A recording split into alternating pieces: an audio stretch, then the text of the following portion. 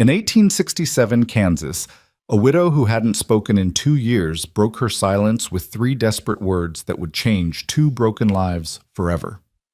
This is the story of Jonas Keller, a man rejected for being too heavy, and Eliza Brandt, a woman silenced by grief, who found each other when the world had given up on them both. Stay with me until the end of this journey, and comment below what city you're watching from so I can see how far this story travels. Now, let me take you back to where it all began. The Kansas sun beat down mercilessly on Cedar Junction Station that September afternoon in 1867, turning the wooden platform into a griddle that shimmered with heat waves. Jonas Keller sat heavily on his worn leather trunk, the only possession he'd brought from Pennsylvania, and read the telegram for the 5th time. His thick fingers trembled slightly as they held the thin yellow paper. Marriage canceled. Stop. You are too heavy for farm work. Stop. Do not come. Stop. 15 words. That's all it took to crush 3 months of hope. Jonas was a big man. There was no denying it. 6 feet tall and carrying well over 250 pounds on his broad frame. But he was strong too. He'd worked the steel mills in Pittsburgh for 12 years, hauling iron beams that would have broken lesser men. His arms were thick as fence posts, his shoulders wide enough to carry a full grain sack on each side. Yet here he was, rejected before he'd even been given a chance to prove himself. The station platform was mostly empty now. The other passengers from the westbound train had long since been collected by family or friends, leaving Jonas alone with his humiliation. The station master, a thin man with wire-rimmed spectacles, kept glancing at him nervously from the ticket window, clearly wondering when this oversized stranger would move along. Jonas pulled a handkerchief from his pocket and mopped his forehead. The fabric was worn thin from years of use, but it had been his mother's before she died, and he couldn't bring himself to replace it. She'd have known what to say right now. She'd have put her small hand on his arm and told him that God had bigger plans, that this was just a detour, not a destination. But his mother was 6 years in the grave, and Jonas was alone. The mail order arrangement had seemed like divine providence when he'd first seen the advertisement in the Philadelphia Inquirer. Widow in Kansas seeking honest husband for companionship and farm partnership. Must be of good character and willing to work hard. Write to Mrs. Margaret Hutchinson, Cedar Junction, Kansas. He'd written immediately, pouring his heart into that letter. He'd been honest about his size, describing himself as a large-built man of considerable strength and gentle temperament. He told her about his steady work ethic, his skills with machinery and carpentry, his dreams of having land of his own. He'd even included a small daguerreotype, though he knew it wasn't flattering. Her response had been encouraging. She'd written back in neat, careful script that she valued honesty and hard work above all else. She'd described her small farm, 80 acres with a creek running through it, a sturdy house that needed some repairs, and fields that hadn't been properly worked since her husband died in the war. She'd said she was looking for a partner, not a hired hand, someone who would share in both the labor and the rewards. They'd exchanged 4 more letters over the following weeks. Jonas had saved every penny from his mill wages, sold what little furniture he owned, and bought his train ticket west. He'd dared to hope that maybe, finally, his life was beginning instead of just continuing. But Margaret Hutchinson had never seen him in person. And when he'd telegrammed from Chicago to confirm his arrival date, she must have had second thoughts. Maybe a friend had warned her. Maybe she'd shown his photograph around and folks had laughed. Maybe she'd just looked at that picture one more time and decided she couldn't do it. Whatever the reason, the result was the same. He was stranded in Kansas with $43 to his name and nowhere to go. "You planning to sit there all day, mister?" Jonas looked up to find the station master standing a few feet away, arms crossed over his narrow chest. "I'm sorry," Jonas said quietly. "I'll move along shortly." "Train back east don't come through till day after tomorrow," the station master said, not unkindly. "There's a boarding house 2 streets over. Mrs. Chen keeps clean rooms, reasonable rates." "Thank you." Jonas stood slowly, feeling every one of his 34 years in his knees and back. The train journey had been long and uncomfortable, the seats too narrow for his frame. "I appreciate the information." He hefted his trunk onto his shoulder. It weighed a good 80 pounds packed full, but he carried it easily, and started down the platform steps. The town of Cedar Junction spread out before him, a collection of wooden buildings lining a wide dirt main street. It looked like every other frontier town he'd seen from the train window, raw, hopeful, and slightly desperate. Hopeful, and slightly, the afternoon heat pressed down like a physical weight. Jonas made it halfway down the main street before he had to stop and set down his trunk. His shirt was soaked through with sweat, clinging to his broad back. He leaned against a hitching post and tried to catch his breath. That's when he saw her. She was standing across the street in front of the general store, partially shaded by the wooden awning. A woman, perhaps 30 years old, wearing a simple gray dress that had been mended in several places. Dark hair pulled back in a severe bun, pale skin that suggested she didn't spend much time in the sun. But it was her eyes that caught him, large, dark eyes that were staring directly at him with an intensity that made him uncomfortable. Jonas nodded politely, the way his mother had taught him to acknowledge a lady, then picked up his trunk again. He needed to find that boarding house, get out of this heat, and figure out what to do with the wreckage of his plans. But as he walked, he could feel those eyes still on him. He glanced back once, and she was still there, still watching. There was something in her expression he couldn't quite read. Not pity, exactly, but something deeper. Recognition, maybe. Or understanding. He turned down a side street, following the station master's directions, and pushed the woman from his mind. He had enough to worry about without trying to decipher the stares of strangers. Mrs. Chen's boarding house was a 2-story building that leaned slightly to the left, as if tired from standing against the Kansas wind. A small sign hung above the door, painted with careful English and Chinese characters. Jonas climbed the 3 steps to the porch and knocked. The woman who opened the door was perhaps 50, with gray-streaked black hair and shrewd eyes that took in his size, his dusty clothes, and his obvious exhaustion in a single glance. "You need room," she said.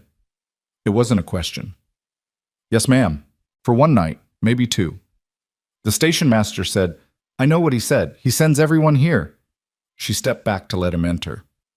$2 a night, includes breakfast and supper. You want bath? That's 25 cents extra. You pay in advance. Jonas set down his trunk in the narrow hallway and pulled out his wallet. The bills inside seemed thinner than they had this morning. He handed her $4.50. 2 nights, with baths, he said. Mrs. Chen counted the money carefully, then nodded. "Room 3 upstairs. Supper is at 6. You are late, you go hungry. No smoking, no drinking, no women in rooms. You break furniture, you buy furniture. Understand?" "Yes, ma'am." She handed him a key. "Bathhouse is out back. You want bath now, I will heat water." That would be very kind, ma'am." Something in his voice, the exhaustion, the defeat, the barely maintained courtesy, made her look at him more closely. "You come long way today," she said. "Yes, ma'am, from Pennsylvania. Before that, Chicago." "You have people here?" Jonas hesitated. "I thought I did. I was mistaken."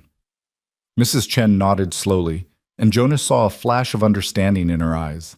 She'd seen plenty of disappointed travelers, he supposed. The West was full of people running toward dreams and away from failures. "Bathwater will be ready in 20 minutes, she said. "You rest." Room 3 was small but scrupulously clean. A narrow bed with a quilt that had seen better days. A washstand with a chipped basin. A straight-back chair that Jonas eyed dubiously, wondering if it would hold his weight. A single window overlooked the back garden, where vegetables grew in neat rows and chickens scratched in the dirt. Jonas sat carefully on the edge of the bed, and it creaked alarmingly but held. He pulled off his boots, his feet were swollen from the long journey, and lay back, staring at the ceiling. What now? He could take the train back east, return to Pittsburgh and the mills. But he'd burned those bridges pretty thoroughly. He told his foreman he was leaving for good, claimed his final wages, and said goodbye to the few friends he had. Going back would be an admission of defeat so complete that he wasn't sure he could bear it.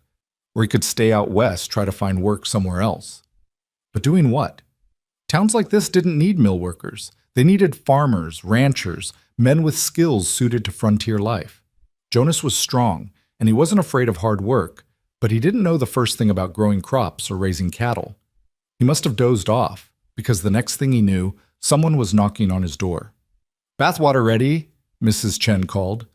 Jonas splashed cold water on his face from the basin, then followed her directions to the bathhouse, a small wooden structure behind the main building. The copper tub was full of steaming water, and there were clean towels stacked on a bench. He stripped off his travel-stained clothes and lowered himself into the tub. The water came up to his chest, and the heat immediately began working on his sore muscles. For the first time since receiving that telegram, Jonas felt some of the tension leave his shoulders. He scrubbed himself thoroughly with the rough soap provided, washing away the coal smoke and sweat of his journey. As he soaked, he tried to make a plan. He had enough money for a few more days, maybe a week if he was careful. That gave him time to look around, ask about work, see if any of the local farms needed a hired hand. It wouldn't be the partnership he'd hoped for, but it would be honest work. By the time he dried off and dressed in his only other set of clothes, slightly less rumpled than what he'd been wearing, the sun was lowering toward the horizon. The worst heat of the day was breaking. Jonas checked his pocket watch. 5:45. Supper at Mrs. Chen's was served family style at a long table in the dining room. There were 4 other boarders, a traveling salesman with slicked back hair and a loud voice, 2 cowboys passing through on their way to a ranch up north, and a school teacher named Miss Thornton, who was taking up a position in a settlement 40 miles west. Mrs. Chen served beef stew with vegetables, fresh bread, and coffee strong enough to strip paint. The food was simple but generous, and Jonas ate hungrily. The other boarders chattered away, but he kept mostly quiet, responding politely when spoken to but not volunteering much about himself. "You got business in Cedar Junction?" the salesman asked, mopping up stew with a chunk of bread. "Just passing through," Jonas said. "Not much here unless you're farming. Town's barely 10 years old. Got a mill, a few stores, more churches than saloons, which tells you something about the character of the place." The salesman laughed at his own observation. One of the cowboys leaned forward. "You looking for work? The Triple Bar Ranch is hiring. We're heading there ourselves tomorrow." Jonas considered this. Ranch work might suit him. He was strong enough, certainly. "What's the pay?" "30 a month and found. Hard work, though. Long hours. $30 a month." It wasn't much, but it was something. "What kind of work?" "Everything. Mending fence, breaking horses, moving cattle. Boss is particular about his stock." "I don't know much about horses or cattle," Jonas admitted. The cowboy shrugged. "Ranch hand is ranch hand. You'll learn quick enough if you're willing." "I'm willing." "Then ride out with us tomorrow morning. It's about 6 miles north of town. Can't miss it. Biggest spread in the county." After supper, Jonas stepped out onto Mrs. Chen's front porch. The evening air was cooler now, though still warm. The main street was quieter, most of the shops closed for the night. A few people walked past, heading home after a day's work. Somewhere down the street, a piano was playing badly. Jonas sat in one of the porch chairs. It groaned under his weight, but held, and tried to imagine himself as a ranch hand, rising before dawn to feed horses, riding fence lines under the hot sun, sleeping in a bunkhouse with a dozen other men. It wasn't what he'd hoped for, but it was honest work, and that counted for something. He was so lost in thought that he didn't notice the woman approaching until she was standing at the bottom of the porch steps. It was her. The woman from the general store. The one who'd been watching him earlier. Up close, Jonas could see that she was younger than he'd first thought, maybe late 20s. Her dark dress was old-fashioned and worn, but clean and carefully maintained. In her hands she held something white. A handkerchief, he realized, with delicate embroidery around the edges. She stood there, not speaking, just looking at him with those intense dark eyes. Jonas felt his cheeks flush with embarrassment. Was she going to say something about his size? Make some comment about the scene at the train station? Small towns talked and news traveled fast. "Ma'am," he said, touching the brim of his hat politely. "Can I help you?" She didn't respond. Instead, she climbed the 3 steps to the porch and held out the handkerchief. Jonas stared at it, confused.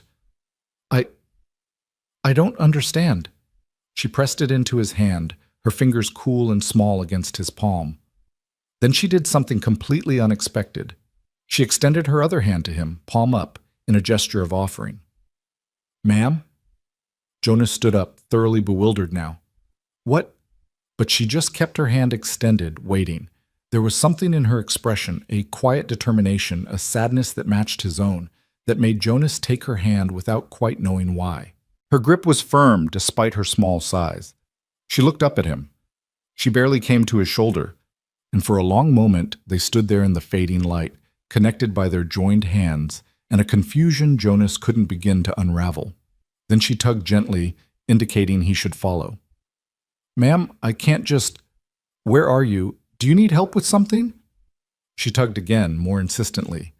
Jonas looked back at the boarding house door, wondering if he should call for Mrs. Chen, ask what this was about. But something in the woman's eyes stopped him. This wasn't madness. This was purpose, intent. She wanted him to come with her, and for reasons he couldn't explain even to himself, he decided to trust that. "All right," he said quietly. "I'll come, but just for a moment." She led him down the steps and along the main street. A few people saw them. Jonas was hard to miss, and a strange woman leading a strange man by the hand was noteworthy enough to draw stares, but she seemed unbothered by the attention. She walked with quiet determination, never looking back to see if he was following. They turned down a side street, then another. The buildings grew farther apart, the lots larger. They passed a church with a small cemetery beside it, the white markers glowing in the dusk. Finally, they reached the edge of town where the last houses gave way to open prairie. There, sitting on a small rise surrounded by cottonwood trees, was a farmhouse. It was a simple structure, single story, white paint peeling in places, a stone chimney at one end. Behind it stood a barn that had seen better days, and beyond that, fields stretching into the gathering darkness. The woman led him up the dirt path to the house. The front door was unpainted wood, weathered gray by sun and wind. She opened it and stepped inside, pulling him after her. The interior was dim, lit only by the last of the daylight coming through the windows. Jonas could make out simple furniture, a table with 2 chairs, a rocking chair near the fireplace, a shelf of dishes. Everything was meticulously clean and ordered, but there was a loneliness to the place that hit him immediately. This was a house that had forgotten what it was like to be full. The woman finally released his hand. She went to the table and picked up a slate, the kind school children used, and a piece of chalk. She wrote something quickly, then turned the slate to show him. "My name is Eliza Brandt." Jonas stared at the words. You can't speak." She shook her head, then wrote again. "Not for 2 years. May I ask why? Was there an injury or..." She erased the slate with her sleeve and wrote more carefully. "Fever took my husband and son. Nothing to say after that." The simple words hit Jonas like a physical blow. He thought of his own loneliness, his own sense of being unmoored from everything familiar. But this woman had lost everything. Her family, her voice, maybe even her will to go on, until something had brought her back. "I'm very sorry," he said softly. "That's a grief no one should have to bear." She nodded, then wrote, "I saw you at the station." "Yes, ma'am." "You were cast aside." Jonas felt his face flush again, but this time with shame rather than embarrassment. "I suppose I was. Yes." "So was I." She underlined the words twice. Then she erased them and wrote, "This farm needs work. I need help. You need purpose. Stay." Jonas read the words 3 times, trying to make sure he understood. "You're offering me work? Room and board in exchange for labor?" She nodded vigorously. "Ma'am, Eliza, that's very kind, but you don't know anything about me. I could be anyone. A drifter, a criminal, She was already writing. "You have kind eyes. You were gentle with your trunk even when tired. You thanked the station master. I trust my instincts." "But, please." She wrote the word and looked up at him, and Jonas saw something in her eyes that he recognized because he'd seen it in his own mirror. Desperation. The knowledge that this might be the last chance for something better. Jonas looked around the room again. The farmhouse needed work, certainly. He could see places where the walls needed chinking, where the floorboards were warped, where time and neglect had taken their toll. The barn would need even more attention. And the fields, those would require real knowledge he wasn't sure he possessed. But it was a place, a purpose. And it was being offered by someone who understood what it meant to be rejected, cast aside, deemed not good enough. "What about money?" he asked. "I don't have much and I'll need—" She wrote quickly, "Farm makes enough. We share everything. Partners." Partners. The same word Margaret Hutchinson had used in her letters. But this time, it was being offered by someone who'd seen him, really seen him, and decided he was enough. "I don't know anything about farming," Jonas admitted. "I worked in steel mills back in Pennsylvania. I'm strong and I'm not afraid of hard work, but crops and animals, that's not something I know." "I will teach." She wrote it firmly, then added, "My husband was a farmer. I learned from him." Jonas walked to the window and looked out at the darkening prairie. Somewhere out there was the ranch those cowboys had mentioned. $30 a month and a bunk in a crowded building. It was safe, predictable. Nothing ventured and nothing gained. But here was something different. A partnership with a woman who couldn't speak but who'd seen something in him worth saving. A farm that needed his hands and his strength. A chance to build something instead of just earning wages. It was crazy. It was impulsive. It was accepting an offer from a woman he'd met an hour ago who'd led him to her house without a single spoken word.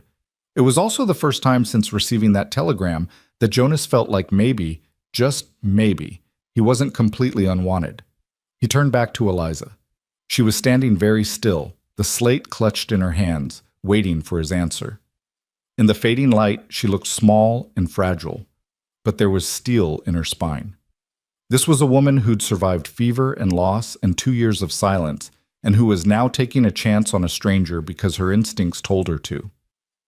"All right," Jonas said quietly. "I'll stay. I'll work your farm, and we'll share everything, and I'll learn what you have to teach me. But I want you to know, I'll respect this arrangement. I'll sleep in the barn, and I won't presume anything beyond the partnership you're offering. Your home is your home, and I won't intrude on that." Eliza's face broke into the first smile he'd seen from her. It transformed her features, taking years off her careworn appearance.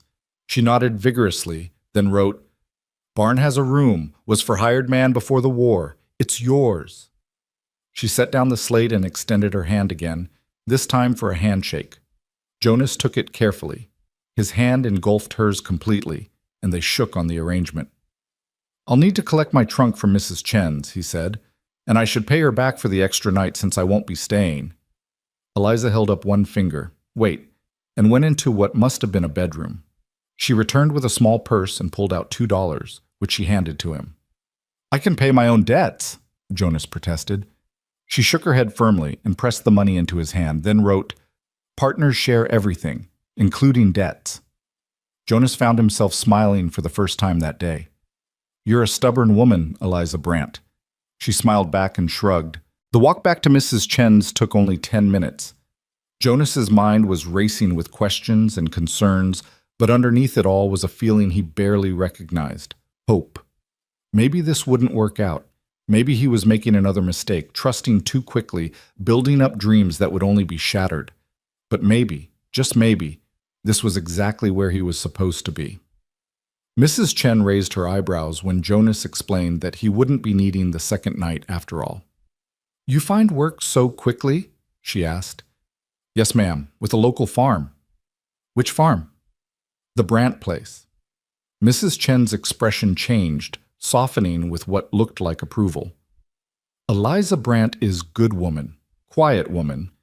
She has hard times since fever. You will be good to her?" "I'll do my best, ma'am." "Then you do fine." She accepted the $2 and waved away his thanks.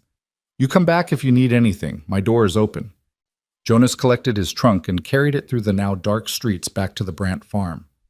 A lamp was burning in the farmhouse window, and Eliza was waiting on the porch. She led him to the barn, which was larger inside than it looked from outside, and showed him to the hired man's room. It was small but adequate. A rope bed with a corn husk mattress, a table, a chair, and a small stove for heat. There were pegs on the wall for hanging clothes and a shelf for personal items. A lantern sat on the table, already lit. "This is fine," Jonas said. "Better than fine." "Thank you, Eliza." She handed him the slate. She'd written, "Breakfast at dawn. I will show you everything." Jonas nodded. "I'll be ready." She hesitated at the door, then wrote one more thing. I am glad you are here." Before he could respond, she was gone, walking quickly across the yard to the house. Jonas watched her go, then closed the door and sat on the bed. It groaned, but held. He unpacked his trunk methodically, hanging his few shirts and pants on the pegs, placing his mother's Bible and his father's pocket watch on the shelf. It didn't take long. He didn't own much. When he was done, the room still looked sparse and temporary. But it was his room, his space, his place. Jonas lay back on the bed fully clothed and stared at the ceiling. Somewhere in the house across the yard, Eliza was probably doing the same thing, wondering if she'd made a terrible mistake inviting a strange man to live on her property. Outside, the Kansas night was alive with sounds he wasn't used to: crickets chirping, an owl hooting, the whisper of wind through prairie grass. So different from the grinding machinery and shouted voices of the steel mills. So different from anything he'd known. Jonas closed his eyes and thought about tomorrow. Eliza would teach him about the farm, show him what needed doing. He would learn. He would work. He would prove that her instincts about him were right. And maybe, just maybe, two broken people would find a way to be whole again. He didn't remember falling asleep, but when he opened his eyes again, gray light was seeping through the single window and someone was knocking on his door. Jonas sat up quickly, momentarily disoriented, then remembered where he was. "Just a moment," he called. He splashed water on his face from the pitcher Eliza had left, ran his fingers through his hair, and opened the door. Eliza stood there with the slate. "Sunrise. Work begins. Come eat first." The farmhouse kitchen was warm and smelled like coffee and frying bacon. Eliza had set 2 places at the table, simple plates and cups, cloth napkins folded neatly. She pointed to one chair and he sat, feeling oddly like he was intruding despite her invitation. She served him bacon, eggs, and toasted bread with butter, then poured coffee that was almost as strong as Mrs. Chen's. She took the other seat and bowed her head briefly before picking up her fork. Jonas quickly did the same, murmuring a brief grace. They ate in silence.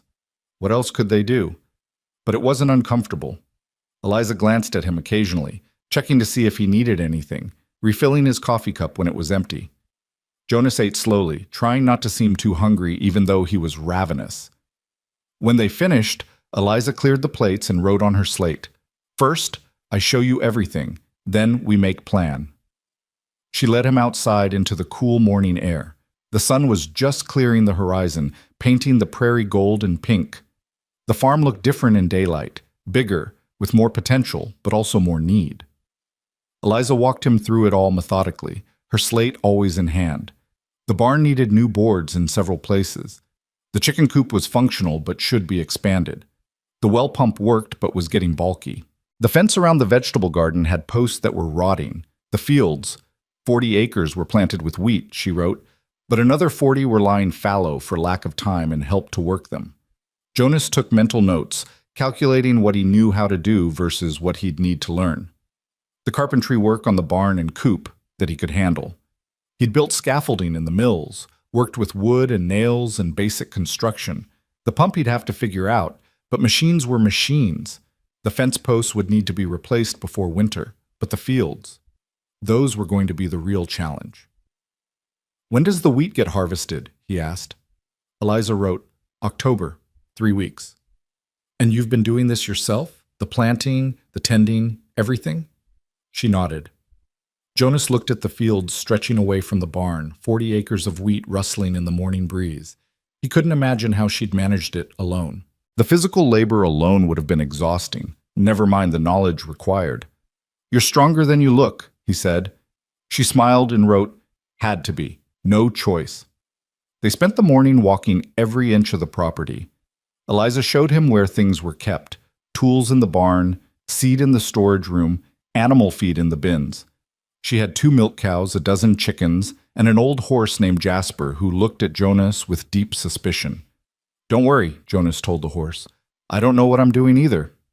By midday, Jonas had a better sense of what he'd gotten himself into. The work was enormous, more than one man and one woman could reasonably accomplish, even working full days. But it wasn't impossible. With organization, priority, and hard work, they could manage it. They ate lunch on the porch, bread, cheese, and water, and Jonas pulled out a piece of paper from his pocket. "May I?" He gestured to her slate. She handed it over and he began writing a list, talking as he went. First priority is getting ready for wheat harvest. That's coming up fast. Second is repairing the barn before winter. We can't have animals cold and exposed.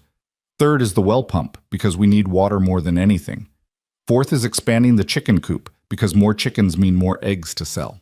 Fifth is the fence posts, before the first hard freeze makes the ground impossible to dig. He handed the slate back. Does that seem right to you? Eliza studied his list, then nodded. She added, You learn fast. I worked in steel mills, Jonas said. You learn to prioritize or people get hurt. This isn't so different, just dirt instead of iron. She smiled at that, then wrote, Tonight I teach you about wheat.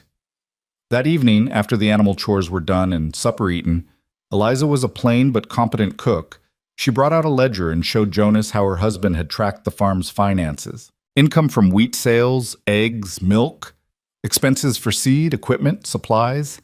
It was barely profitable, Jonas could see, but it was sustainable if managed carefully. She also pulled out papers that explained the wheat harvest process, when to cut, how to thresh, where to sell. Jonas read everything twice, knowing he'd need to understand it quickly. You're trusting me with a lot, he said quietly. All this information, your finances, everything. What if I'm not what you think I am? Eliza took the slate and wrote slowly, underlining certain words. Everyone deserves second chance. I am giving you one. You're giving me one. We both start again. Jonas felt something catch in his throat. He nodded, not trusting himself to speak. The days fell into a pattern quickly. Up at dawn, tend the animals, breakfast together in silence, then work until the sun drove them inside during the hottest part of the afternoon. They'd rest briefly, then return to work in the cooler evening hours. Supper together, evening chores, then Jonas would retire to his room in the barn while Eliza returned to the house. Jonas learned the rhythm of farm work, the patience required, the attention to detail, the way you had to work with the weather and the seasons rather than against them. His mill work had made him strong, but this was different. This required a kind of endurance he hadn't needed before. Eliza taught him everything, using her slate to explain what words couldn't show, demonstrating with her hands when necessary. How to milk a cow without getting kicked, how to check wheat stalks for ripeness, how to know when the chickens were about to start laying. She was patient with his mistakes, and there were many, but firm about doing things the right way. In the evenings, they'd sit on the porch in the cooling air, and Jonas would read aloud from the Bible or from an old newspaper Eliza had saved. She'd listen intently, sometimes smiling at passages she recognized. It was companionable, this silence between them. Jonas had been lonely for so long that he'd forgotten what it felt like to simply exist alongside another person without the pressure of constant conversation. One evening, about a week after he'd arrived, Jonas was repairing a fence post when a rider came up the road. He was a well-dressed man on a good horse. Not a working ranch horse, but something finer. Jonas straightened up as the man dismounted. "Help you?" Jonas asked. The man looked him up and down with obvious distaste. "I'm looking for Mrs. Brandt. Who are you?" "Jonas Keller. I work here." "Since when does Eliza have money for hired help?" The man tied his horse to the fence rail. "That's between Mrs. Brandt and myself. May I ask your business with her?" The man's face flushed. "My business is my own. Go fetch her." Something about the man's tone made Jonas's jaw tighten, but he kept his voice level. "I'll see if she's receiving visitors. What name should I give?" "Silas Brandt. I'm family." Jonas found Eliza in the garden, pulling weeds. As soon as he wrote Silas Brandt on her slate, her face went pale and her hands started shaking. "You don't have to see him," Jonas said quickly. "I can send him away." But she shook her head and stood, brushing dirt from her dress. She walked to the front of the house with Jonas following. Her whole posture had changed, shoulders hunched, head down, like she was bracing for a blow. Silas was waiting on the porch, looking around with an air of ownership that made Jonas's hackles rise. When Eliza appeared, he smiled, but it didn't reach his eyes.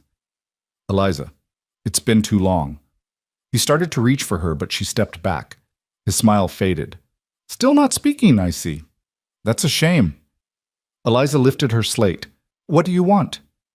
"Is that any way to greet family? I came to check on you. Make sure you're managing out here all alone." His eyes flicked to Jonas. "Though I see you found company." Jonas felt his fists clench, but Eliza put a hand on his arm. A warning. "I wanted to talk to you about something important," Silas continued. "About money your husband owed me. A debt that needs settling." Eliza's eyes went wide. She wrote furiously, "What debt? Daniel never mentioned—" $500. He borrowed it to buy seed and equipment 3 years back. Said he'd pay me back after harvest, but then the fever came." Silas pulled a paper from his coat pocket. "I have the promissory note right here." Eliza reached for the paper, but Silas held it back. "Not so fast. This is a legal document. It needs to be handled properly." He looked at Jonas. "This doesn't concern you, friend. Why don't you get back to work?" "If it concerns Mrs. Brandt, it concerns me," Jonas said quietly. "We're partners." Silas's eyebrows went up. "Partners? My. You work fast, Eliza. Daniel's barely been dead 2 years and you're already taking up with—" "Watch your mouth," Jonas said, his voice dropping to a tone that had once made steel workers think twice about causing trouble. "Say what you came to say, and then leave." For a moment, the two men stared at each other. Silas was taller than average, but slender, built for commerce rather than labor. Jonas had 7 inches and 100 pounds on him, and they both knew how that fight would end. Silas looked away first. "The debt is legal and binding. $500 plus 2 years interest. That comes to $650, payable within 60 days. Otherwise, I'll have no choice but to take action." He tucked the paper back in his coat. "I'll return in a month to discuss payment arrangements. Do try to have the money ready, Eliza. I'd hate to see you lose this place." He mounted his horse and rode off without another word, leaving Eliza shaking and Jonas furious. "Is it possible?" Jonas asked gently. "Could your husband have borrowed money from him?"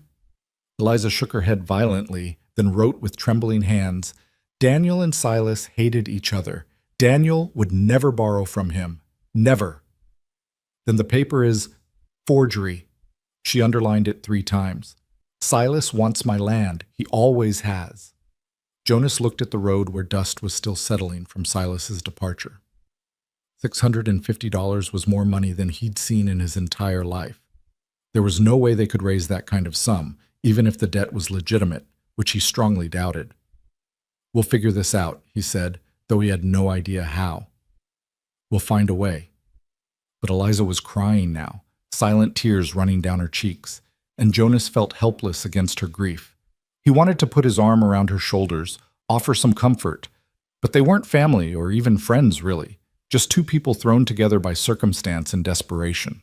Instead, he picked up her slate and wrote, "He won't win. I promise you that." Eliza read his words through her tears, then nodded. But as Jonas went back to his work on the fence, he wondered what kind of promise he'd just made, and whether he had any hope of keeping it. The wheat stood ready for harvest under the late September sun, golden stalks bending gently in the breeze like waves on an ocean Jonas had never seen. He stood at the edge of the field with a scythe in his hands, the blade newly sharpened, the wooden handle worn smooth by years of use, and felt the weight of what came next pressing down on his shoulders. 3 weeks had passed since Silas Brandt's visit. 3 weeks of Jonas learning to swing a scythe properly, to bundle wheat into sheaves, to understand the backbreaking rhythm of harvest work. Eliza had shown him everything with patient persistence, demonstrating the movements over and over until his muscles remembered what his mind still struggled to grasp. "Start at the edge," she'd written on her slate that first practice day. "Work your way in. Keep the blade low. Let the weight do the work, not your arms." Jonas had tried, failed, tried again. The scythe had felt awkward and dangerous in his hands, so different from the tools he'd wielded in the mills. But slowly, painfully, he'd learned. His back had screamed in protest those first few days. His hands had blistered despite the calluses he already carried from years of hard labor. But he'd kept at it, driven by the knowledge that this harvest might be all that stood between Eliza and losing everything. Now, on the morning they were to begin in earnest, Jonas took a deep breath and made the first swing.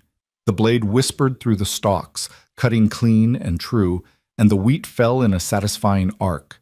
He took another step, swung again, found a rhythm. Behind him, Eliza gathered the fallen stalks and bound them into bundles with practiced efficiency. They worked in silence. What other choice did they have?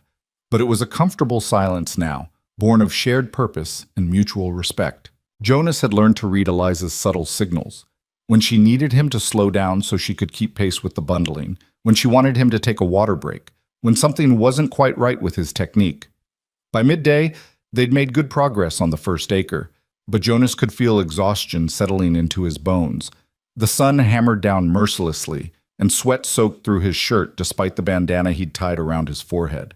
His hands, even with work gloves, were starting to blister in new places. Eliza touched his arm and pointed toward the house. Time to rest through the worst heat. They walked back together, both too tired to do more than drink cool water from the well and eat leftover cornbread from breakfast. Jonas collapsed into the rocking chair on the porch while Eliza sat on the steps. For a long moment, they simply existed in the shade, letting their breathing slow and their muscles recover. Then Eliza pulled out her slate. "You learn fast. Good work today." "I'm not sure fast is the word I'd use," Jonas said with a rueful smile. "Feels like I'm fighting the wheat instead of cutting it." "That will pass. Daniel said harvest is always hard the first time." It was the first time she'd mentioned her husband's name without being prompted, Jonas realized. In the 3 weeks he'd been here, Eliza had kept her grief locked away, revealing it only in the careful way she maintained Daniel's tools, the way she sometimes paused when passing the bedroom they must have shared. "He must have been a good man," Jonas said quietly. "To teach you so much, to build all this." Eliza nodded slowly, then wrote, "He was kind, patient. He wanted children to fill this house with noise." "Your son, how old was he?" 3. She paused, then added, "Thomas. His name was Thomas." Jonas felt his throat tighten. 3 years old, barely more than a baby. "I'm sorry, Eliza. That's a grief that shouldn't exist in this world." She wiped her slate clean but didn't write anything else. Instead, she stood and went into the house, leaving Jonas alone with his thoughts and the distant sound of chickens clucking in their coop. When she returned 10 minutes later, she was carrying something wrapped in cloth.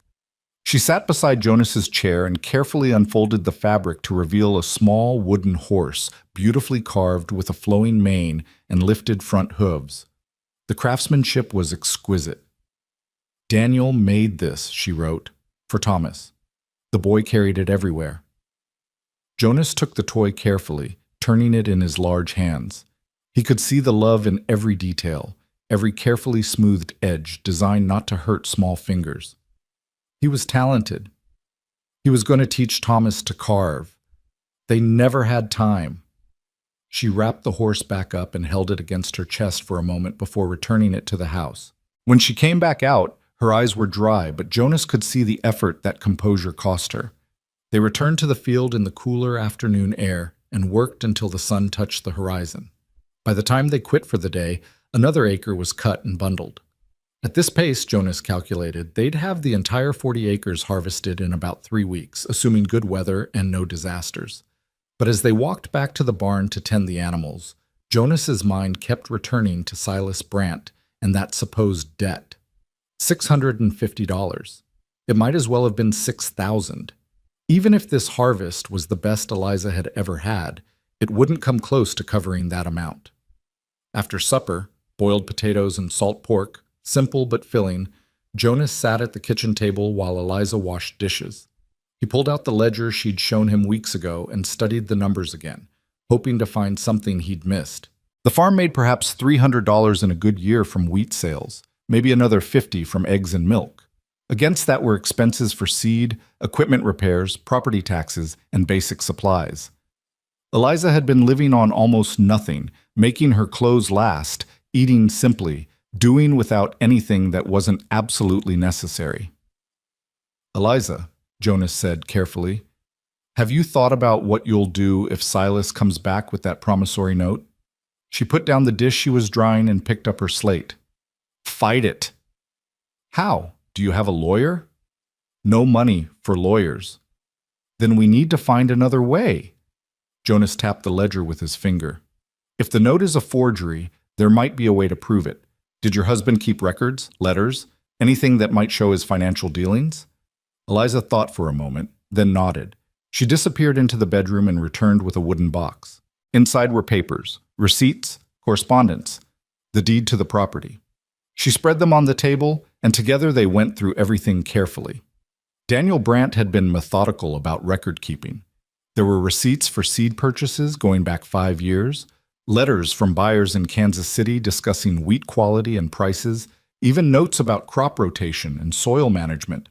But there was nothing about any loan from Silas, nothing that even suggested the two men had any financial relationship. What they did find, tucked into an envelope at the bottom of the box, was something else entirely. A letter, dated 4 years earlier in Silas's handwriting. Jonas read it aloud. Dearest Eliza, I hope this letter finds you well. I know your marriage to my cousin has been arranged, but I must speak what is in my heart. I have loved you since we met at the church social, and I believe you felt something for me as well. It is not too late to reconsider. Daniel may own land, but I can offer you a better life in town. Please think on this before the wedding. Yours in hope, Silas. The silence that followed was heavy.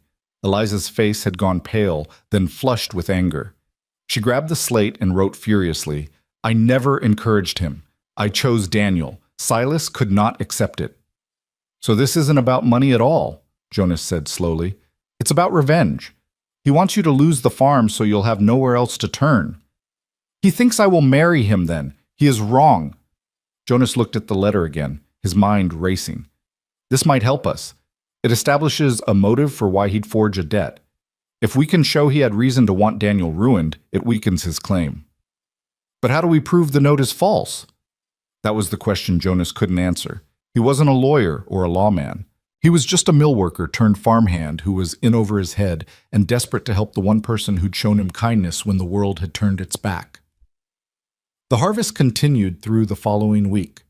Jonas's body adapted to the work, his muscles growing accustomed to the repetitive motion of the scythe. The blisters on his hands hardened into new calluses. He learned to pace himself, to work steadily rather than in exhausting bursts, to read the wheat and know where to cut for maximum efficiency. Eliza worked beside him every day, gathering and bundling with tireless determination. Sometimes Jonas would look up from his cutting to see her working 20 feet behind him, her movements quick and practiced, her face set with concentration. She was stronger than she looked, he'd come to realize. The kind of strength that came not from muscle but from sheer refusal to quit. They fell into deeper patterns of communication, too. Jonas learned that when Eliza touched her throat, she was about to write something important. When she tucked a stray hair behind her ear, she was worried. When she smiled, which was happening more often now, tiny lines appeared at the corners of her eyes that made her look younger, despite everything she'd endured. One evening, as they sat on the porch after another long day, Eliza wrote something and hesitated before showing him. You are lonely, too. I see it. Jonas looked at the slate for a long moment. He could deflect, change the subject, keep his own grief locked away the way he'd been doing for years. But Eliza had trusted him with her story. Maybe she deserved to hear his. I had a brother, he said quietly. James. 3 years younger than me, we worked the mills together after our parents died.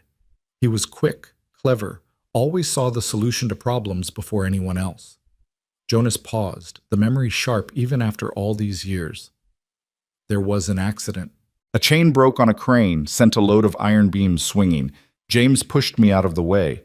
The beams crushed him instead. Eliza's hand found his, squeezing gently. I was 26 years old, Jonas continued. I'd spent my whole life taking care of him, and in the end, he died saving me. The foreman said it was heroic. They gave me a week off work with pay. Then I was expected to go back like nothing had happened, like I hadn't lost the only family I had left. Is that why you left Pennsylvania? Partly. I couldn't stand being in that mill anymore, seeing the spot where it happened every day. But mostly, I left because I was tired of being alone. I thought maybe out west, in a new place, I could find something worth living for again. He gave a bitter laugh. Instead, I got a telegram telling me I was too fat to be useful. Eliza erased her slate and wrote carefully, You are not too fat. You are not useless. You are here and you matter. Jonas felt something break loose in his chest, some tight knot of shame and hurt that had been lodged there since that day at the train station. "Thank you," he managed, "for seeing me when no one else would." She squeezed his hand again, then stood and went into the house. Jonas thought that was the end of the conversation, but she returned a moment later with 2 cups of coffee and a small tin. Inside were sugar cookies, carefully wrapped. "I didn't know you had these," Jonas said in surprise. "Saved for special occasion." She sat beside him and took a cookie. "This is special occasion." They ate the cookies slowly, savoring the sweetness, and watched the sun set over the prairie. For the first time in longer than Jonas could remember, he felt something like contentment, not happiness exactly. There was too much uncertainty ahead for that, but a sense of being in the right place with the right person. The second week of harvest brought rain, not the heavy downpours that could flatten wheat and ruin a crop, but steady drizzle that made cutting impossible. Jonas and Eliza used the time to work on other projects, repairing the barn, expanding the chicken coop, fixing the well pump that had been growing increasingly temperamental. Jonas discovered he enjoyed working with wood. There was a satisfaction in measuring, cutting, and fitting pieces together that reminded him of solving puzzles. He rebuilt an entire section of the barn wall, replacing rotted boards with fresh lumber they'd bought in town. Eliza worked alongside him, holding boards in place while he hammered, handing him tools before he asked for them. On the 3rd day of rain, they made a trip to Cedar Junction for supplies. Jonas hitched old Jasper to the wagon. The horse had finally decided Jonas was acceptable, if not likable, and they drove the 6 miles to town. Cedar Junction was busier than it had been when Jonas arrived. Harvest season brought farmers in from the surrounding area, all needing equipment and supplies. The general store was crowded, and Jonas found himself uncomfortable with the curious stares his size always attracted. But Eliza walked beside him with quiet confidence, her slate tucked under her arm, and somehow that made the stares easier to bear. They weren't staring at Jonas Keller, failed mail-order groom. They were staring at Jonas and Eliza, partners, people with purpose and place. They bought nails, a new axe handle to replace one that had cracked, lamp oil, coffee, flour, and a few other necessities. The storekeeper, a jovial man named Hutchins, greeted Eliza warmly. "Good to see you, Mrs. Brandt. And with help, I see. Your harvest going well?" Eliza wrote on her slate, "Very well. This is Jonas Keller. He is my partner." Hutchins shook Jonas's hand with surprising firmness for such a small man. "Partner, eh? Well, that's fine news. This farm's been too much for one person since Daniel passed. You staying on permanent, Mr. Keller?" "That's the plan," Jonas said. "Good, good. Eliza here is one of our finest people. You treat her right. You hear?" "I intend to, sir."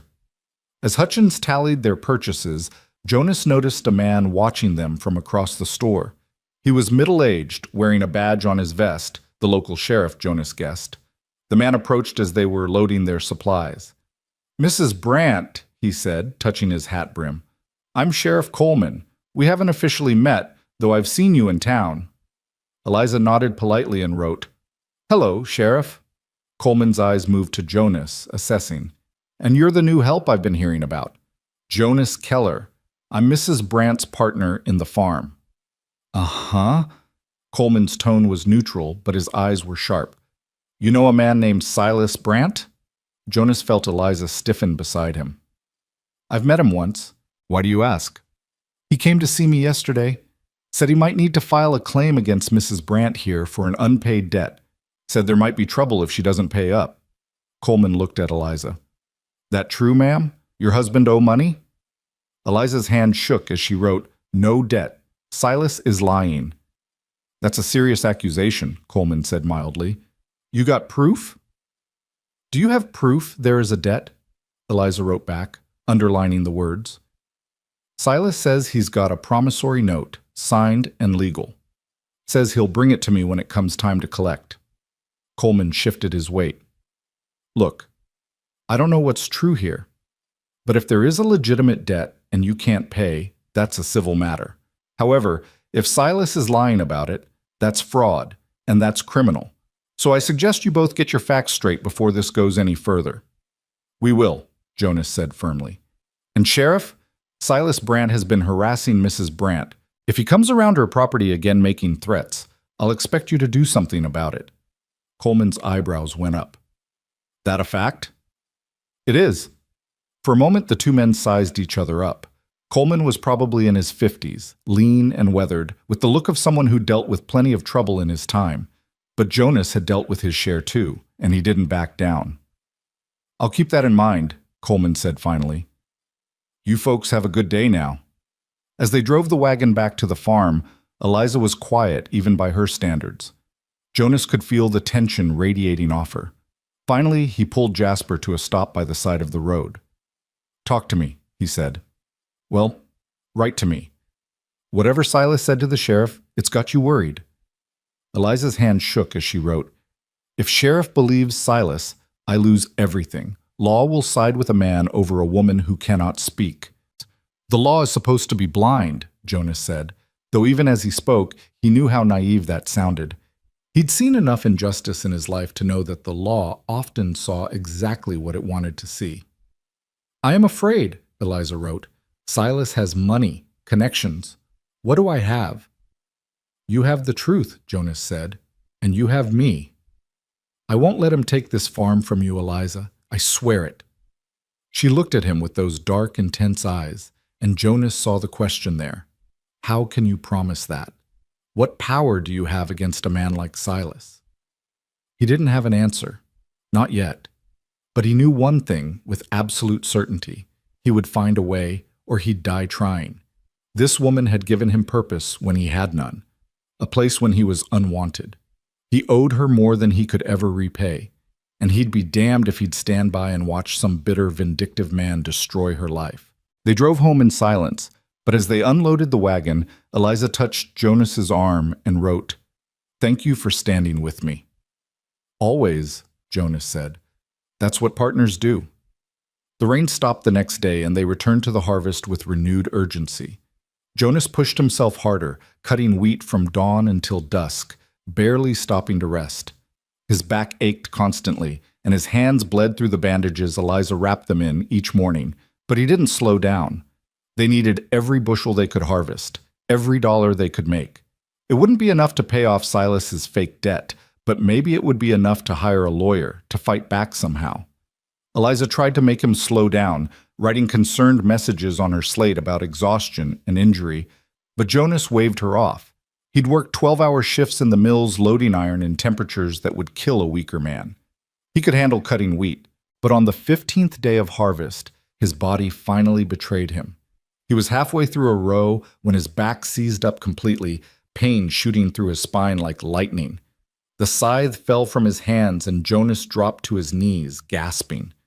Eliza was beside him in seconds, her hands on his shoulders, her face tight with worry. She helped him slowly to his feet and half walked, half carried him back to the house. For a small woman, she was remarkably strong when she needed to be.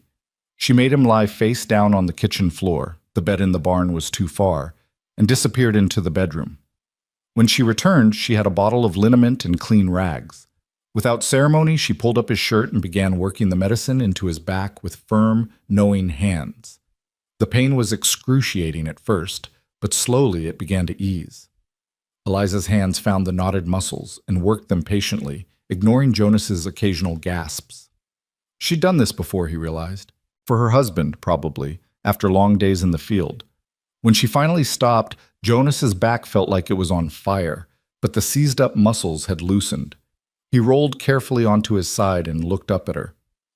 Thank you, he said. I'm sorry. I should have listened to you. Eliza held up her slate. You work too hard. You will hurt yourself worse. We need to finish the harvest. We will finish, but not if you break yourself trying. She paused, then added, I need you whole, not heroic. Jonas smiled despite the pain. All right, I'll try to be more careful. Promise. I promise. She helped him to his feet and made him sit at the table while she prepared a poultice for his back. As she worked, Jonas watched her efficient movements, the way her face was set with concentration, and felt something shift in his chest. It wasn't attraction exactly, or maybe it was, but it was more than that too. It was admiration, respect, A growing sense that this partnership they'd formed was becoming something deeper, something neither of them had planned, but both of them needed. They rested for 2 days while Jonas's back healed.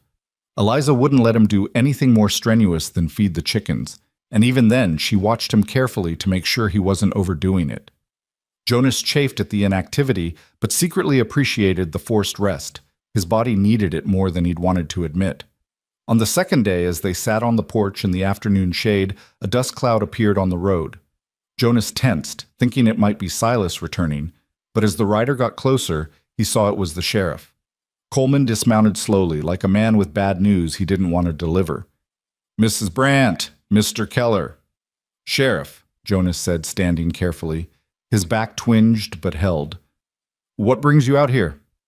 "Official business, I'm afraid." Coleman pulled a paper from his coat.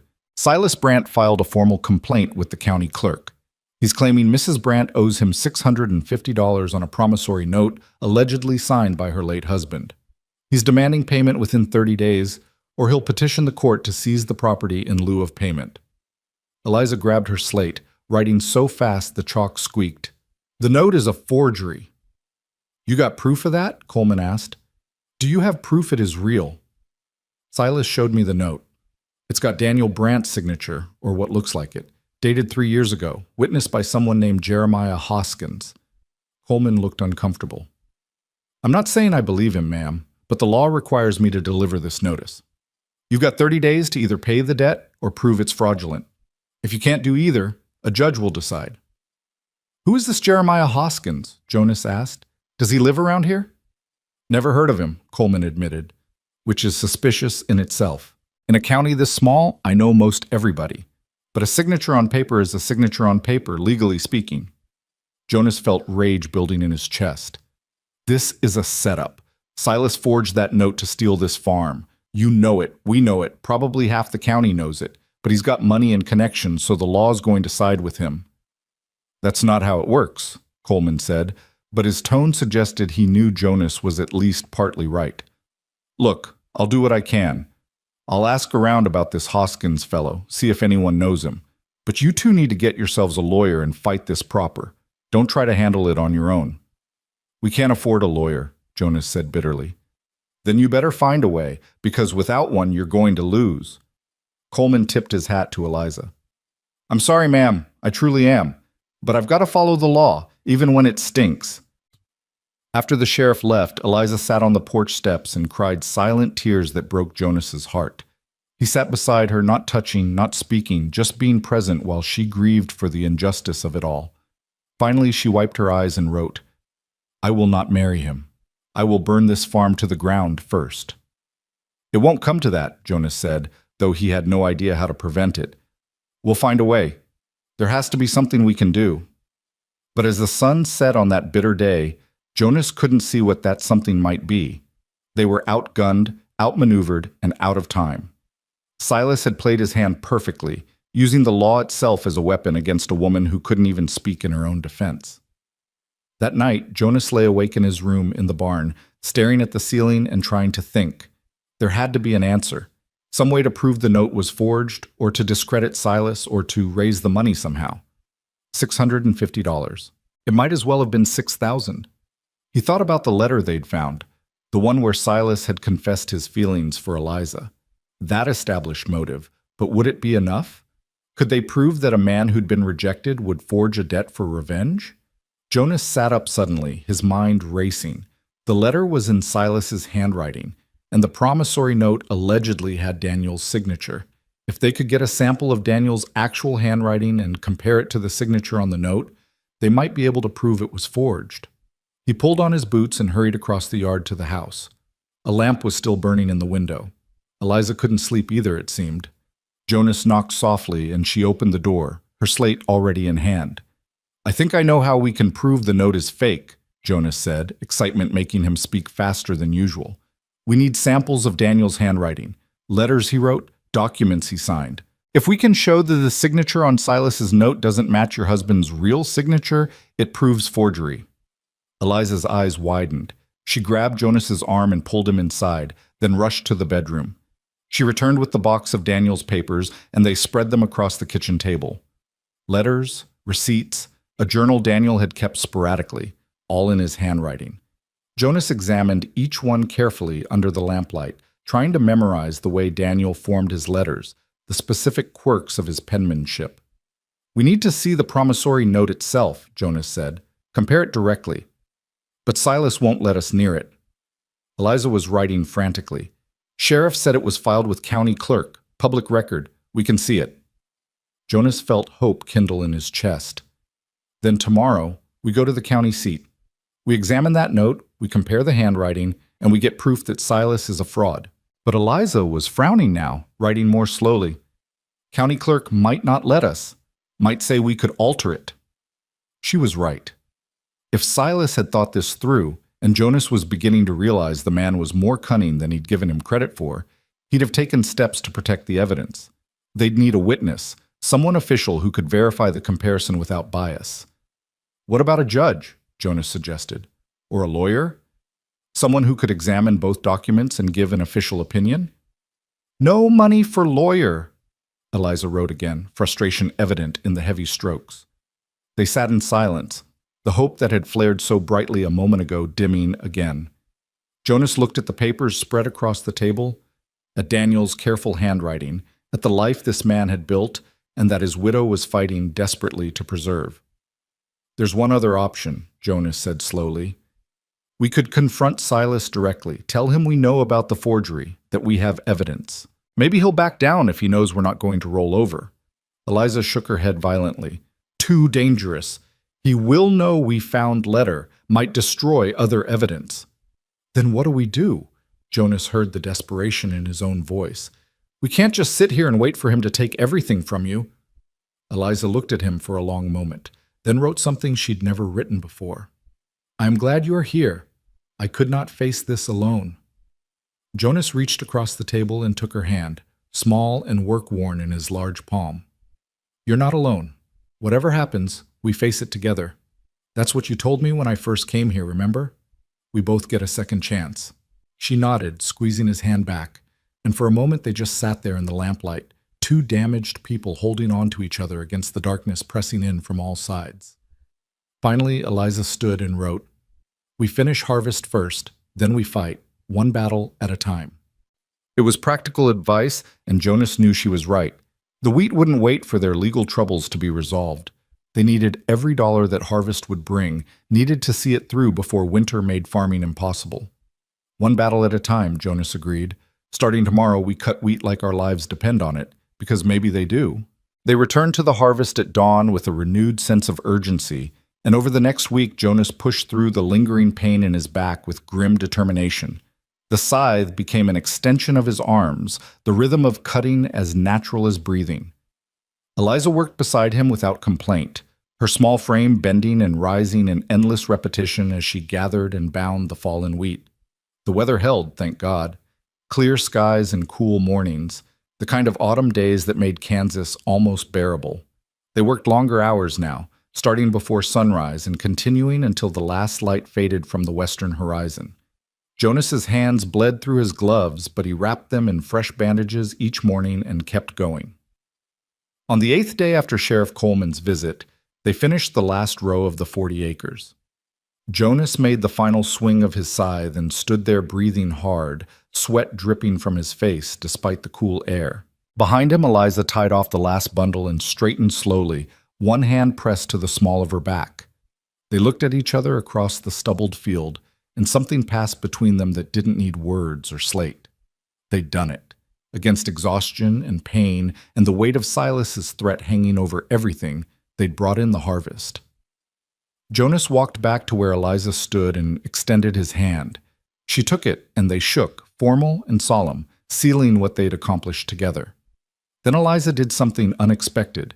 She stepped forward and hugged him, her arms barely reaching around his broad chest, her head pressed against his shoulder. Jonas stood frozen for a moment, uncertain, then carefully put his arms around her. She was so small, so fragile seeming, yet she'd worked as hard as any man he'd known in the mills. He could feel her trembling, whether from exhaustion or emotion he couldn't tell. When she stepped back, there were tears on her cheeks, but she was smiling. She pulled out her slate and wrote, "We did it. Thank you." We did it together, Jonas said. I couldn't have managed without you teaching me everything. She shook her head and underlined the words, You saved this harvest. You saved me. Over the next 3 days, they loaded the bundled wheat onto the wagon in careful loads and hauled it to the mill in Cedar Junction. The miller, a German immigrant named Klaus Zimmermann, examined the grain carefully, running it through his fingers and biting into kernels to test the quality. Good wheat, he said finally, his accent thick but his English clear. Very good. You have done well this year, Mrs. Brandt. Eliza wrote on her slate, How much? Zimmerman did calculations in a ledger, his pencil scratching across the paper.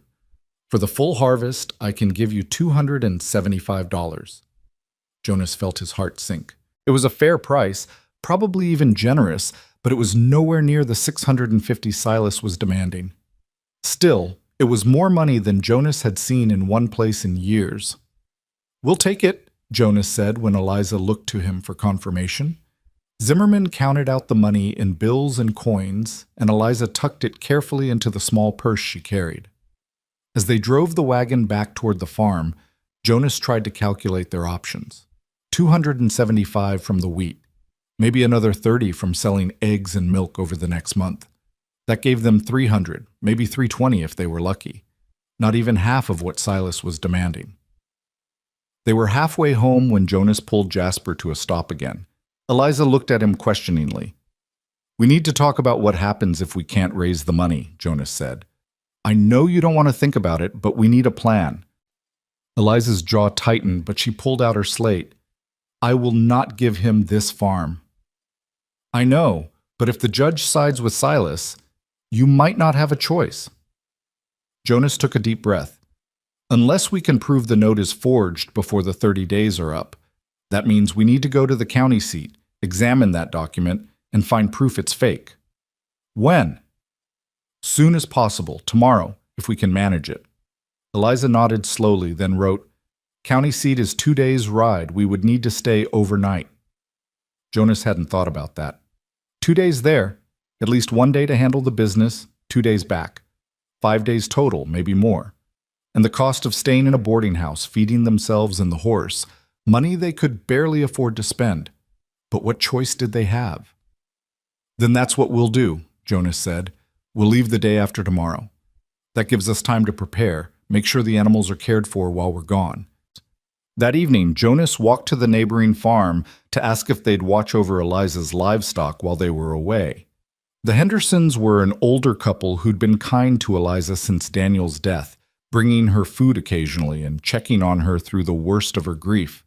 Mrs. Henderson, a round woman with steel gray hair and sharp blue eyes, listened to Jonas's request and nodded immediately. Of course we'll help. Eliza's been alone too long out here. I'm glad she's got someone now. She looked at Jonas up and down appraisingly. You treating her right? I'm trying to, ma'am. See that you do. That girl's had more sorrow than anyone deserves. She needs someone steady, someone who won't up and leave when things get hard. I'm not going anywhere, Jonas said, and realized as he spoke that it was true. Somewhere in the past month, this place had stopped being temporary shelter and started being home. Mrs. Henderson must have heard the sincerity in his voice because she nodded, satisfied. Good. Now, you be careful in the county seat. That's a rough town. Lots of folks passing through who aren't always honest. Keep your money close and don't trust strangers. The next day was spent in preparation. Eliza baked enough bread to last the journey and packed dried meat, cheese, and apples. Jonas checked the wagon thoroughly, replaced a worn wheel spoke, and made sure Jasper was shod properly for the longer journey. He cleaned and oiled his father's old revolver, which he'd kept wrapped in cloth at the bottom of his trunk since leaving Pennsylvania. He hoped he wouldn't need it, but Mrs. Henderson's warning had reminded him that the world beyond this farm wasn't always safe.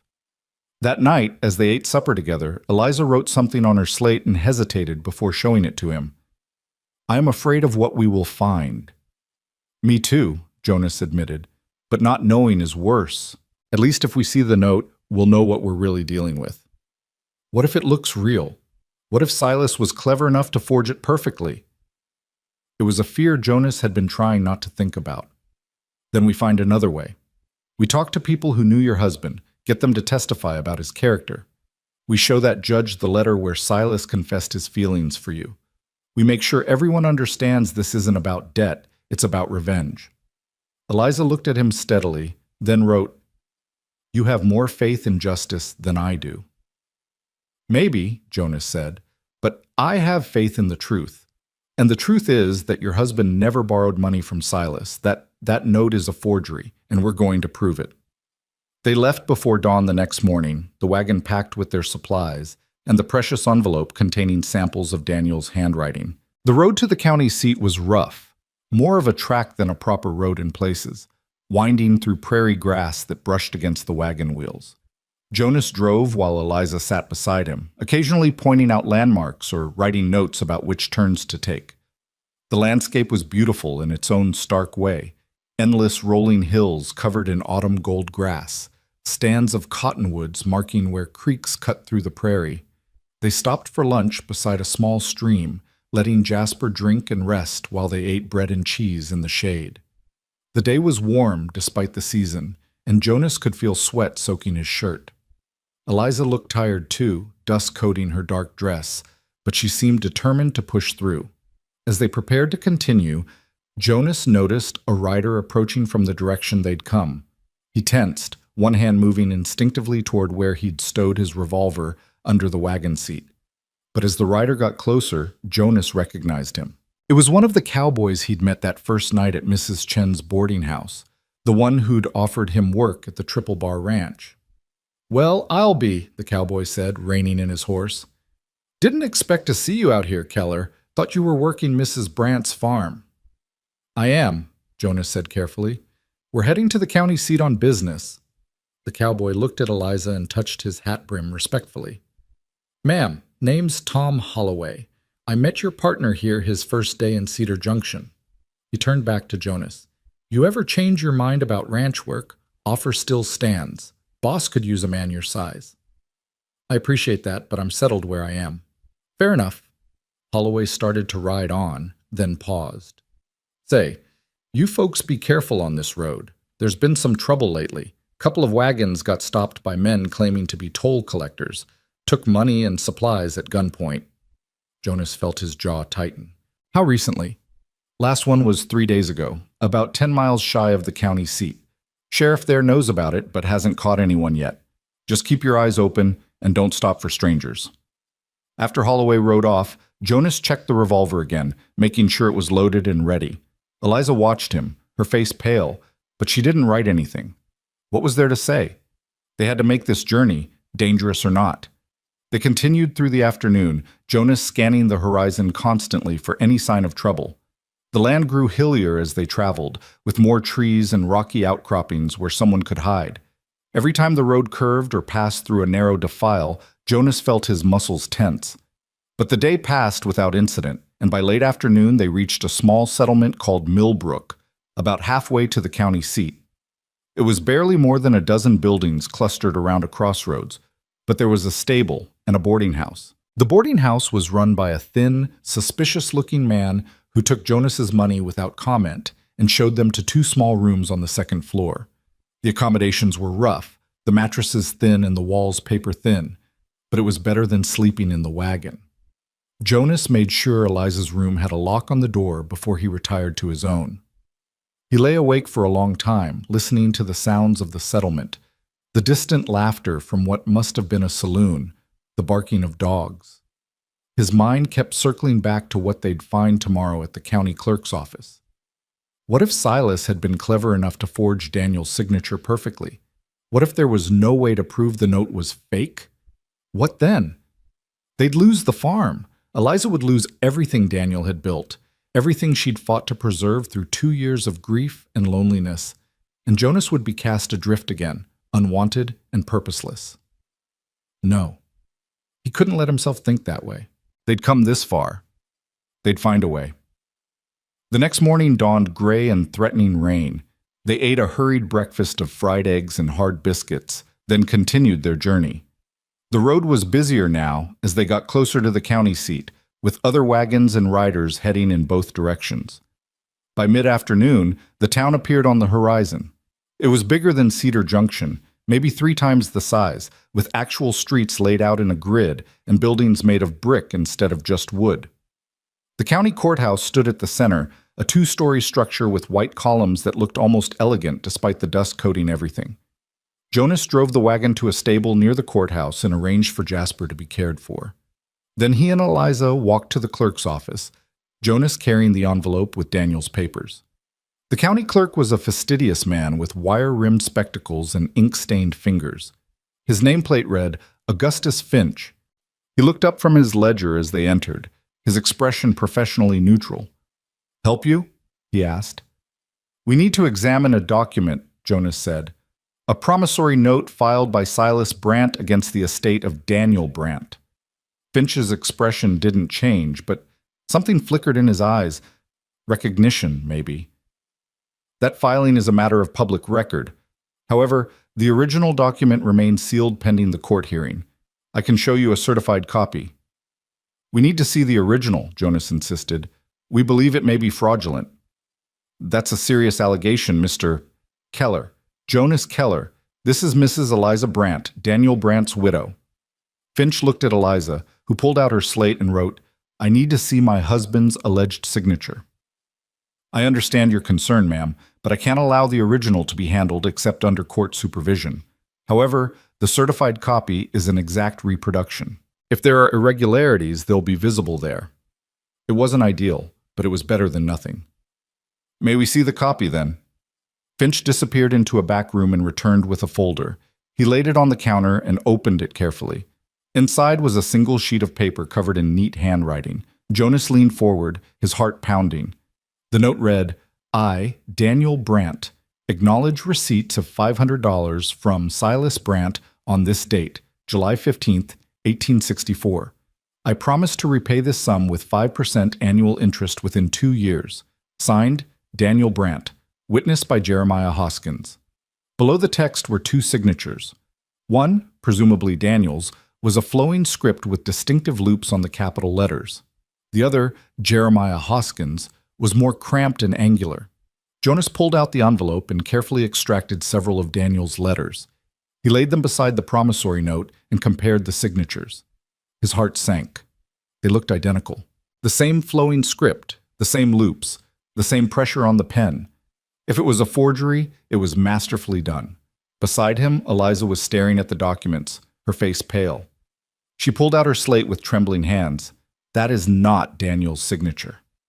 "Ma'am," Finch said gently, "I understand this is difficult, but the signature appears genuine to me. Several people have examined it already." "No!" Eliza underlined the word 3 times. "Daniel hurt his right hand in 1863. After that, he signed with a slight shake. This signature has no shake." Jonas looked at the signature again, then at the letters they'd brought. She was right. In the more recent letters, particularly one from 1865, there was a barely perceptible tremor in Daniel's handwriting, especially in the capital letters. But the signature on the promissory note was smooth and confident. "Mr. Finch," Jonas said slowly, "do you have records of when exactly this note was filed with your office?" Finch checked his ledger. "It was filed on September 18th of this year by Silas Brandt in person." 3 weeks ago, Jonas said, "but the note is supposedly from July 1864. That's 3 years old. Why would Silas wait 3 years to file it?" "The note stipulates repayment within 2 years, Finch pointed out. "It's not unusual for creditors to give some grace period before taking legal action, especially given that Mr. Daniel Brandt died." "Or," Jonas said, "it's unusual because the note didn't exist until 3 weeks ago. Look at the paper itself, Mr. Finch. Does it look 3 years old to you?" Finch examined the copy more closely, adjusting his spectacles. "I can't judge the age of paper from a copy, Mr. Keller. You'd need an expert for that." "Then we need to see the original," Jonas insisted. "We need someone qualified to examine it, to test the ink and paper, to verify whether this document is really from 1864 or if it's recent." "That would require a court order," Finch said. "You'd need to petition the judge for a forensic examination, and that takes time. The hearing on this matter is scheduled for 3 weeks from now. I'm not sure you'd get the examination completed before then." Jonas felt frustration building. They were so close to proving the forgery, but bureaucracy and procedure were blocking their way. Beside him, Eliza was writing frantically on her slate. "Silas Brandt has connections in this town. He knows people. He knew how to make this look legitimate. We are farmers with no money and no lawyer. The system is designed for us to lose." Finch read her words, and his expression softened slightly. "Mrs. Brandt, I understand your frustration, but I have to follow the law. If you believe this note is fraudulent, you need legal representation. Talk to a lawyer. Get them to file the proper motions. That's how the system works." "The system works for people who can afford lawyers," Jonas said bitterly. "What about people who can't?" "I'm sorry," Finch said, and he sounded like he meant it. "I truly am, but my hands are tied." They left the clerk's office in defeat. Outside, the threatened rain had started, a cold drizzle that matched Jonas's mood perfectly. They stood under the courthouse awning, Eliza staring at nothing while Jonas tried to think. "There has to be a way," he said. "Some lawyer in this town who'd take your case, maybe for a reduced fee or on contingency." Eliza wrote, "We have asked. No one will help without money up front." "Then we make them listen. We find a judge, explain the situation, show them the evidence of Silas's motive. Someone in this town has to care about justice." But even as Jonas spoke, he could hear the desperation in his own voice. They were outmatched, and they both knew it. Silas had money, connections, and a forged document that looked legitimate enough to fool county officials. What did they have? A letter showing rejected feelings and the word of a widow who couldn't speak. They found a cheap boarding house and took rooms for the night. Jonas spent the evening walking the streets of the county seat, stopping at every lawyer's office he could find. Most were closed, but at those that were open he got the same response: no money, no representation. One lawyer actually laughed at him when Jonas explained the situation. "Son," the man said, leaning back in his chair, "even if I believed you, cases like this take months to resolve. I can't work for free that long. Tell your lady friend to find a wealthy relative or marry someone with means. That's her best option." Jonas had to restrain himself from punching the smug expression off the lawyer's face. He left before he did something that would land him in jail. When he returned to the boarding house, he found Eliza sitting in her room with the door open, staring at Daniel's letters spread across the bed. She looked up when Jonas entered, and he saw defeat in her eyes for the first time since he'd met her. "I talked to 5 lawyers," Jonas said heavily. "None of them would help without money." "I'm sorry, Eliza. I don't know what else to do." She picked up her slate slowly and wrote, "We go home. We wait for the hearing. We tell the truth. It is all we can do. The truth might not be enough. I know." She erased the slate and wrote again, "But it is all we have." That night, Jonas barely slept. He kept thinking about Silas's smug face, about the forged note that looked so perfect, about the system that was designed to protect men with money and connections while grinding down people like Eliza who had nothing but their integrity. There had to be something they were missing, some angle they hadn't considered, some way to prove the forgery that didn't require lawyers and judges and months of legal wrangling. Just before dawn, Jonas sat up suddenly in bed. The witness. Jeremiah Hoskins, the name on the promissory note.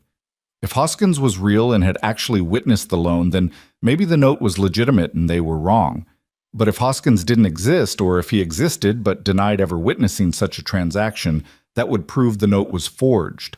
The problem was finding him. In a county this size, with people constantly moving in and out, tracking down one man could take weeks or months. Time they didn't have. Unless there was a shortcut. Jonas got dressed quickly and went downstairs to find the boarding house owner, an older woman named Mrs. Patterson, who was already up and making breakfast. "Ma'am," Jonas said, "do you know where I could find birth records or census information for this county?" Mrs. Patterson looked at him curiously. "The courthouse keeps those records, but they're not easy to access. Why do you need them?" "I'm trying to find someone. A man named Jeremiah Hoskins. He supposedly witnessed a legal document 3 years ago, but nobody seems to know him." "Hoskins," Mrs. Patterson frowned thoughtfully. "That name sounds familiar. There was a family named Hoskins that lived north of here about 5 years back. The father was named Jeremiah, I think. But they moved away after their barn burned down. Colorado, maybe, or Montana. I remember because the wife was in my sewing circle. Jonas felt excitement building. Do you remember anything else about them? Where exactly they lived or where they might have gone? I'm sorry, no. It was years ago, and I never knew them well. She paused. But Sarah Jennings might remember. She was good friends with Mrs. Hoskins. Lives on Oak Street, third house from the corner. White picket fence. Jonas wanted to go immediately, but it was barely dawn and he couldn't go knocking on strangers' doors this early. He forced himself to wait, eating the breakfast Mrs. Patterson prepared and trying to contain his impatience. When Eliza came downstairs, Jonas quickly explained what he'd learned. Her eyes widened and she wrote, "If Hoskins is real but was not in Kansas in 1864, the signature is forged." Exactly. We need to find out everything we can about this man and where he was 3 years ago. At a more reasonable hour, they walked to Oak Street and found the house with the white picket fence. Sarah Jennings turned out to be a plump, friendly woman in her 60s who invited them in immediately when Jonas explained they were trying to locate the Hoskins family. Oh, the Hoskins! I haven't thought about them in years. Lovely people. Jeremiah was a carpenter, and Martha was the sweetest woman you'd ever meet. They had 3 children, all grown now to Mrs. Jennings poured them coffee without asking if they wanted it. They moved to Montana Territory, I believe, silver mining up there, and Jeremiah thought he could do better building houses for miners than farming in Kansas. Do you remember when they left? Jonas asked. Let me think. It was spring of 1862, I'm certain of that, because my youngest was born that March, and Martha helped with the delivery before they left. Mrs. Jennings smiled at the memory. She wrote me a few times after they moved, but we lost touch eventually. Mail service to Montana isn't reliable. Jonas felt his pulse quicken.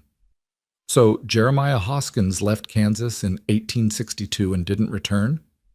Not that I know of. Martha mentioned once that Jeremiah said he'd never set foot in Kansas again. The drought and locusts had broken his spirit for farming. Mrs. Jennings, Jonas said carefully, would you be willing to testify to that in court? That Jeremiah Hoskins left Kansas in 1862 and to your knowledge never returned? She looked surprised. Testify? What's this about? Eliza pulled out her slate and wrote quickly, explaining the situation with Silas and the forged promissory note supposedly witnessed by Hoskins in 1864. Mrs. Jennings' face darkened as she read. That's fraud, pure and simple. Of course I'll testify. Jeremiah Hoskins was in Montana in 1864, not in Kansas witnessing loans. Anyone who says different is a liar. Jonas felt hope surge through him for the first time in days. Thank you. Thank you so much. We'll need you to come to the hearing and tell the judge exactly what you told us. I'll be there, Mrs. Jennings said firmly. And I'll bring some other folks who knew the Hoskins family too. We'll make sure everyone knows this Silas fellow is trying to cheat a widow. They left Mrs. Jennings's house with renewed determination. It wasn't perfect proof, but it was something. If they could show that the witness on the promissory note was in Montana Territory when the loan supposedly took place, it would cast serious doubt on the document's authenticity. As they walked back toward their boarding house, Jonas noticed a man leaning against a building across the street, watching them. He was rough-looking, with a heavy beard and clothes that had seen better days. When Jonas met his gaze, the man looked away and walked off quickly. Jonas felt unease prickle along his spine. Did you see that man? Eliza nodded and wrote, He has been following us since we left the courthouse yesterday. You're sure? Yes. I saw him twice, different clothes, but same face. Jonas's hand moved instinctively toward where his revolver was hidden under his coat. We need to be careful. If Silas knows we're here asking questions, he might try to stop us from getting back to Cedar Junction with this information. They spent the rest of the day gathering supplies for the return journey and asking more questions about the Hoskins family. By the time evening fell, they had the names of 3 other people who could testify that Jeremiah Hoskins had left Kansas in 1862. But Jonas kept seeing the bearded man, or others like him, watching from doorways and alleys. Eliza saw them too. They were definitely being followed. That night, Jonas knocked on Eliza's door and spoke through it. "Pack everything tonight. We're leaving before dawn tomorrow while it's still dark. I don't like the attention we're drawing." He heard movement inside, then her slate appeared under the door. "Silas hired men to watch us. Probably. Or worse than watch us. We have evidence now that could destroy his case. He might try to make sure it never reaches Cedar Junction." The slate appeared again. "I am afraid." Jonas crouched down so he could speak closer to the door. "I won't let anything happen to you, Eliza, I promise. We just need to be smart about this. We leave early, take a different route back, and we don't stop for anyone." "What if they follow? Then I'll deal with them. But hopefully we can avoid that entirely." They left the boarding house at 4 in the morning, while the town was still dark and quiet. Jonas hitched Jasper to the wagon as quietly as he could, and they slipped out of town heading south instead of west toward Cedar Junction. The plan was to circle around, adding an extra day to their journey, but making it harder to predict their route. Jonas kept his revolver on the seat beside him, loaded and ready. They traveled through the pre-dawn darkness, Jasper picking his way carefully along the rough road. As the sun rose, Jonas kept checking behind them, but saw no sign of pursuit. Maybe they'd been worried over nothing. Maybe Silas's men hadn't been watching the boarding house. But Jonas couldn't shake the feeling that they weren't safe yet. Around midday, as they passed through a narrow valley with steep rocky sides, Jonas saw them. 3 riders blocking the road ahead, armed with rifles and showing no intention of moving aside. "Hold up there," one of them called. He was the bearded man Jonas had seen watching them in town. Jonas pulled Jasper to a stop but kept his hand near his revolver. "This is a public road. We're just travelers heading home." "That's so." The bearded man urged his horse forward a few steps. "Seems like you've been asking a lot of questions in town. Questions about people that don't concern you." "We have every right to ask questions," Jonas said evenly. "Maybe so. But the gentleman who hired us thinks maybe you should forget about those questions. Forget about what you learned. Go home and leave well enough alone." "We're not forgetting anything," Jonas said. "Now move aside." The 3 men exchanged glances. The leader shook his head slowly. "Can't do that.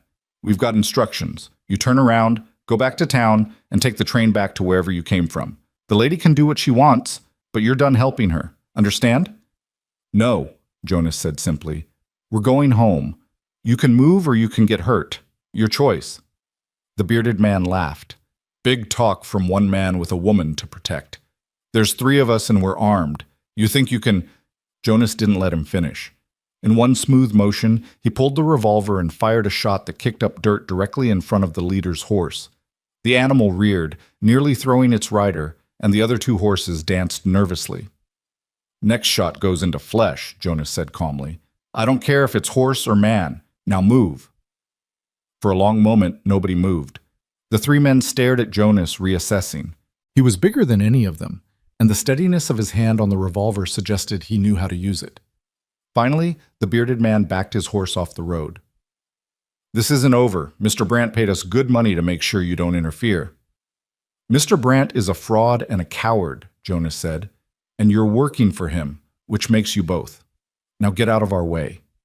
The 3 men moved aside, but Jonas could feel their eyes on him as he drove the wagon past them. He kept the revolver visible on his lap, ready to use it again if necessary. Once they were clear of the valley, Jonas urged Jasper into a faster pace. Eliza sat rigid beside him, her knuckles white where she gripped the edge of the seat. They didn't stop until nightfall, making camp in a grove of cottonwoods well off the road. Jonas built a small fire for warmth and to make coffee, but positioned the wagon where they could see anyone approaching from any direction. As they ate a cold supper of bread and dried meat, Eliza wrote on her slate, "You could have been killed." "So could you," Jonas said. "That's why I wasn't going to back down. Those men needed to know we're not easy prey. What if they follow us? Then I'll do what's necessary to protect us." Jonas checked his revolver, making sure it was fully loaded again.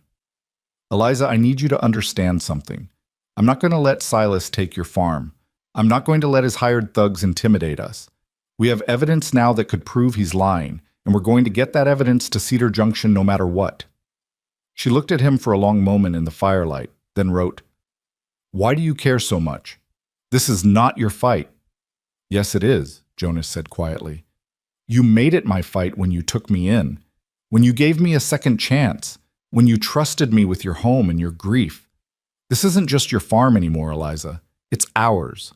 And I'll be damned if I let anyone take it from us. Eliza stared at Jonas across the small fire, the orange light dancing across her face and making the tears in her eyes glisten like stars.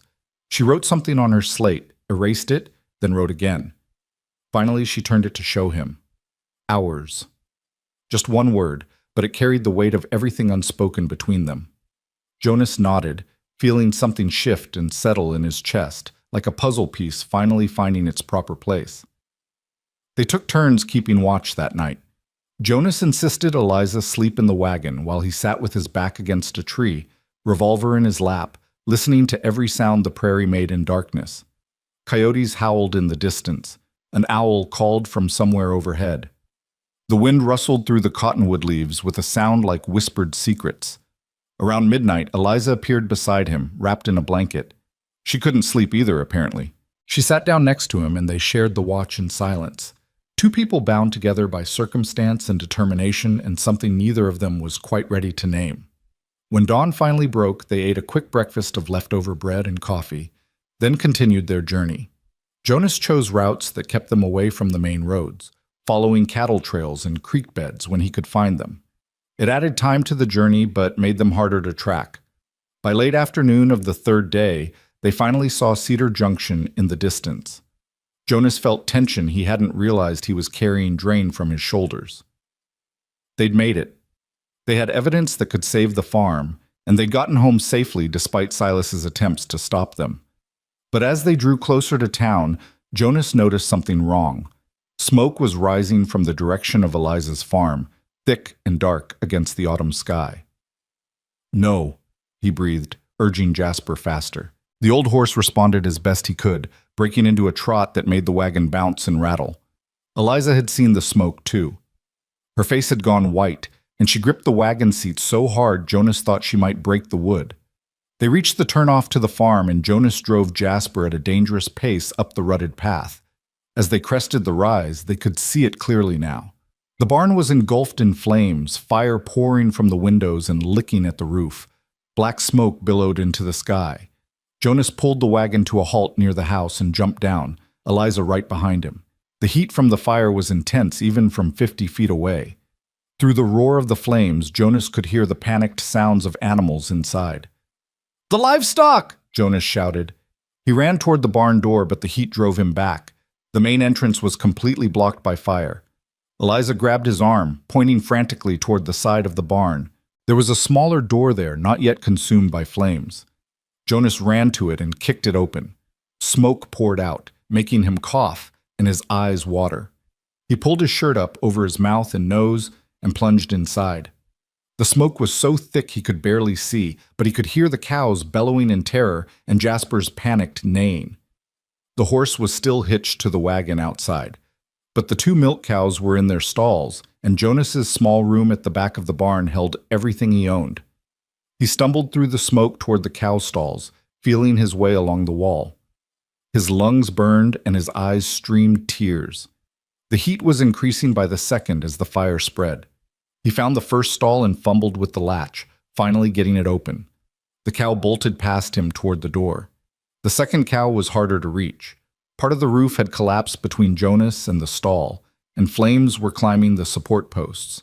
Jonas took a running start and jumped through a gap in the burning debris, landing hard on the other side. His pant leg caught fire and he had to stop to beat it out before continuing. He got the second cow free and it ran for the door, wild with fear. Jonas turned to head back the same way, but the gap he jumped through was now completely blocked by fallen, burning timbers. The smoke was so thick now he couldn't see more than a few feet. He dropped to his knees where the air was clear and tried to think. There had to be another way out. A window, maybe, or another door he'd forgotten about. His mind was fuzzy from smoke inhalation and fear, but he forced himself to focus. Then he remembered. There was a loading door in the hayloft used to haul hay bales to the upper level. If he could reach it and get it open, he could jump down to the ground outside. It was a 15-foot drop, but better than burning to death. Jonas crawled toward where he thought the ladder to the loft should be, feeling his way through the smoke. His hands found wood and he pulled himself up, climbing blindly. The heat was worse up here, the smoke even thicker. He could feel the barn shuddering as more of the structure gave way. His groping hands found the loading door's latch. He yanked it open and fresh air rushed in, momentarily clearing the smoke. Jonas could see the ground far below, and standing there looking up at him was Eliza. Her face was a mask of terror. Jonas didn't hesitate. He launched himself through the opening, praying he wouldn't break his leg or his neck. For a moment he was falling through space. Then he hit the ground hard and rolled. Pain shot through his shoulder and his left ankle twisted, but he was alive. Eliza was there instantly, helping him up, checking him frantically for injuries. Her hands moved over him, patting out small embers that had caught on his clothes, touching his face as if to convince herself he was real. Jonas leaned on her. She was stronger than she looked, and they limped away from the barn as the roof collapsed inward with a roar and a shower of sparks. The 2 milk cows were standing near the house, shaking but unharmed. Old Jasper, still hitched to the wagon where Jonas had left him, tossed his head nervously. Jonas and Eliza stood watching the barn burn, too exhausted and shocked to do anything else. There was no point trying to fight the fire now. It had taken hold too completely. All they could do was make sure it didn't spread to the house. That's when Jonas saw the figure on horseback at the edge of the property, silhouetted against the setting sun. Even from a distance, he recognized Silas Brandt's posture, the way he sat his horse. Silas raised one hand in a mocking salute, then turned and rode away. Jonas felt rage surge through him, hot and pure. Silas had done this. Either directly or through his hired men, he'd burned the barn in retaliation for Jonas and Eliza's trip to the county seat. This wasn't just about the fake debt anymore. This was attempted murder. Eliza tugged at Jonas's arm and showed him her slate. The Hendersons, they were watching the animals. Are they safe? Jonas felt his blood run cold. He'd forgotten about the neighbors who'd agreed to check on the livestock while they were gone. If they'd been here when the fire started, if Silas or his men had hurt them. We need to check on them, Jonas said. Can you handle things here? Make sure the fire doesn't spread?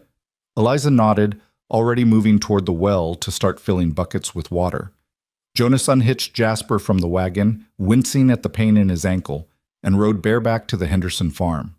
He found them safe, thank God. Mr. Henderson was in his barn doing evening chores, and Mrs. Henderson was in the house preparing supper. But when Jonas told them about the fire, their faces went pale. We were there just 2 hours ago, Mrs. Henderson said, her hand pressed to her chest. Fed the animals and checked the water like we promised. Everything was fine. How could it have started so fast? It didn't start by accident, Jonas said grimly. Someone said it deliberately. Mr. Henderson's jaw tightened. Silas Brandt. I saw him watching as it burned. He didn't try to hide it. That settles it, Henderson said, already moving toward his horse. We're getting the sheriff. This has gone too far. Within an hour, half of Cedar Junction seemed to have gathered at Eliza's farm. The Hendersons had spread the word, and neighbors came with buckets and shovels to help contain the fire and make sure it didn't spread to the prairie grass. By the time Sheriff Coleman arrived with 3 deputies, the barn had collapsed completely into smoldering ruins, but the house and outbuildings were safe. Coleman surveyed the damage with a grim expression, then approached Jonas and Eliza. Tell me what happened.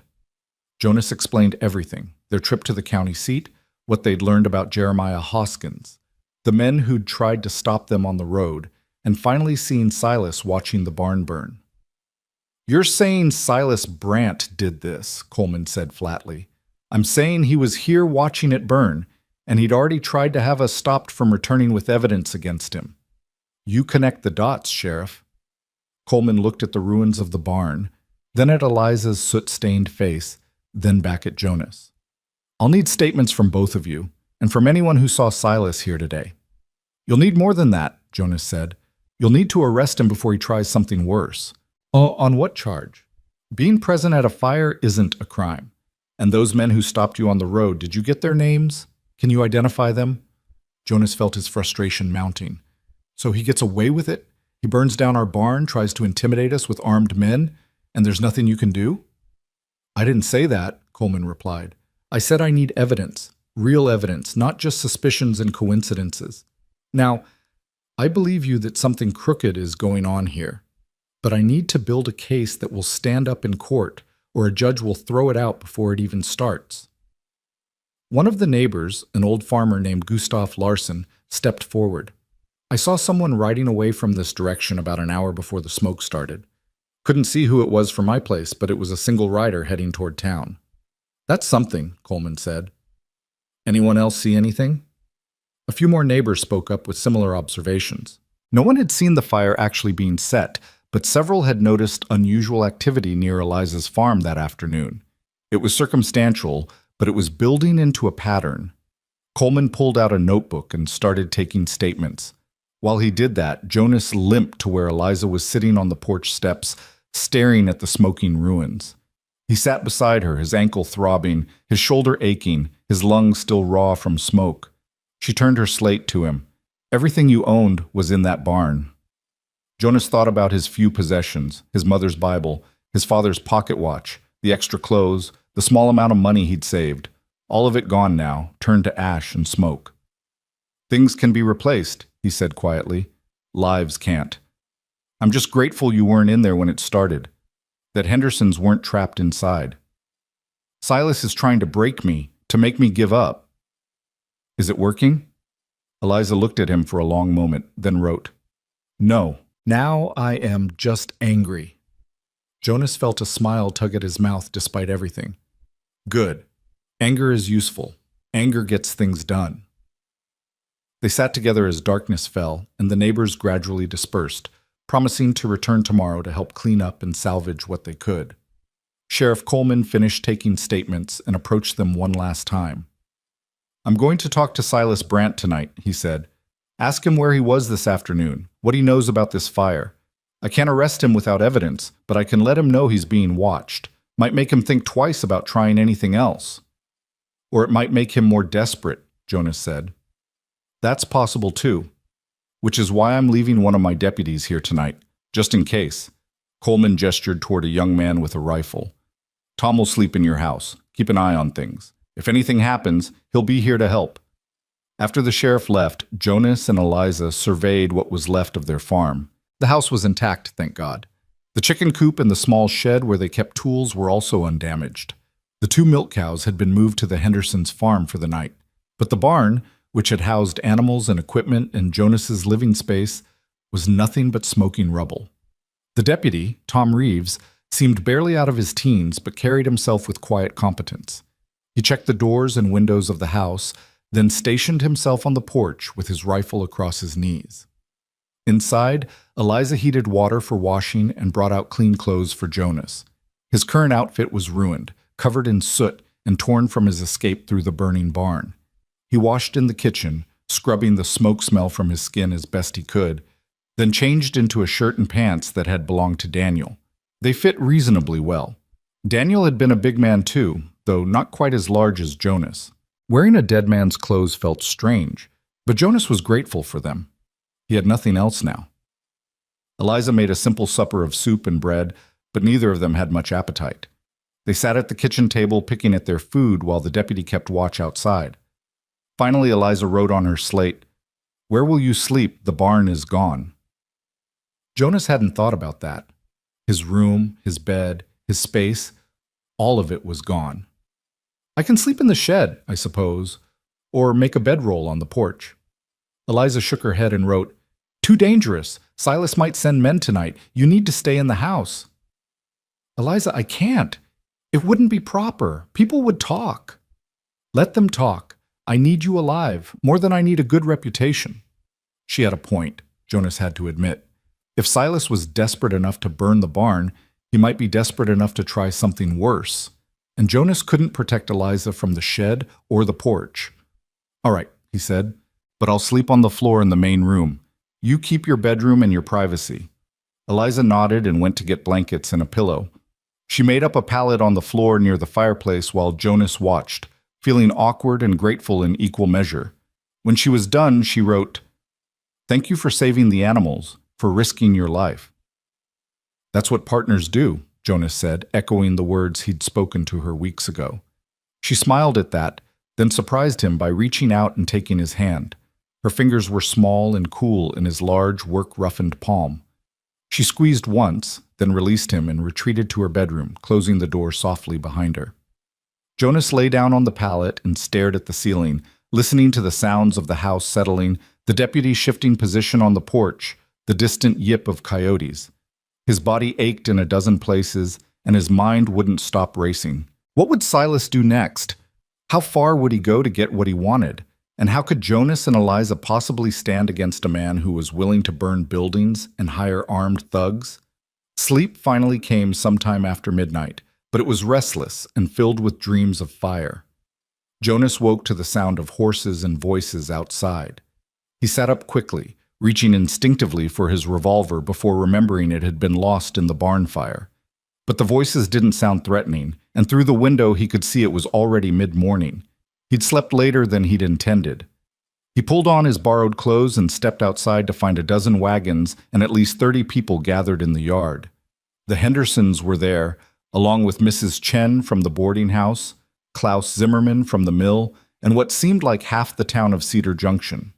Gustav Larsen stepped forward, his weathered face serious. "We heard about the fire. Came to help rebuild." Jonas felt emotion catch in his throat. "We can't pay." "Nobody asked you to," Larsen said gruffly. "Eliza's one of ours. You help her. That makes you one of ours too. Now, we brought lumber and tools and enough hands to frame up a new barn in 2 days if we work hard. You going to stand there arguing, or you going to help?" Eliza appeared beside Jonas, her slate already in hand. "Thank you all. I do not know what to say." "Don't need to say anything," Mrs. Chen said, stepping forward with a basket.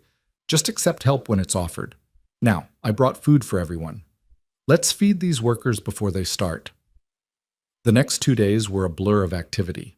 The men cleared away the burned rubble, salvaging what could be saved, some tools, a few pieces of hardware, and hauling away the rest. Then they began construction on a new barn, smaller than the original but sturdy and well-built. The women brought food, gallons of it, and set up tables in the yard where everyone could eat together. Children ran around playing while their parents worked. It felt less like a work crew and more like a community celebration, despite the circumstances that had brought them together. Jonas worked alongside the others, hammering nails and lifting beams despite the pain in his shoulder and ankle. People kept introducing themselves, sharing stories about Eliza and Daniel, about their own struggles with weather and crop failures and the general hardness of frontier life. Jonas learned that Daniel had helped many of these people when they were struggling, lending tools or labor, or sometimes just a sympathetic ear. Now they were repaying that kindness to his widow. On the second day, as Jonas was helping raise a wall frame, Sheriff Coleman arrived. He dismounted and approached Jonas with an expression that suggested bad news. "I talked to Silas Brandt," Coleman said. "He claims he was in town all afternoon the day of the fire.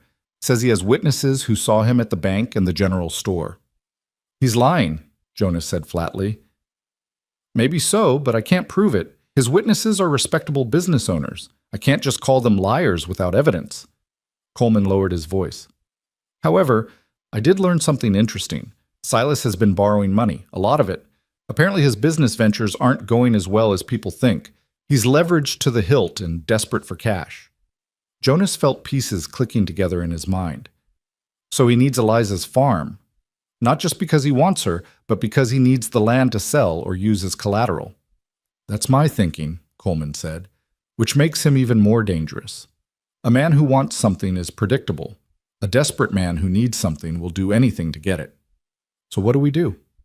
You be careful. You watch your backs. And you hope that when the hearing comes, the judge sees through Silas's lies." Coleman paused. "The hearing is set for a week from today. County judge will be in Cedar Junction to hear the case. I suggest you prepare your evidence and hope it's enough."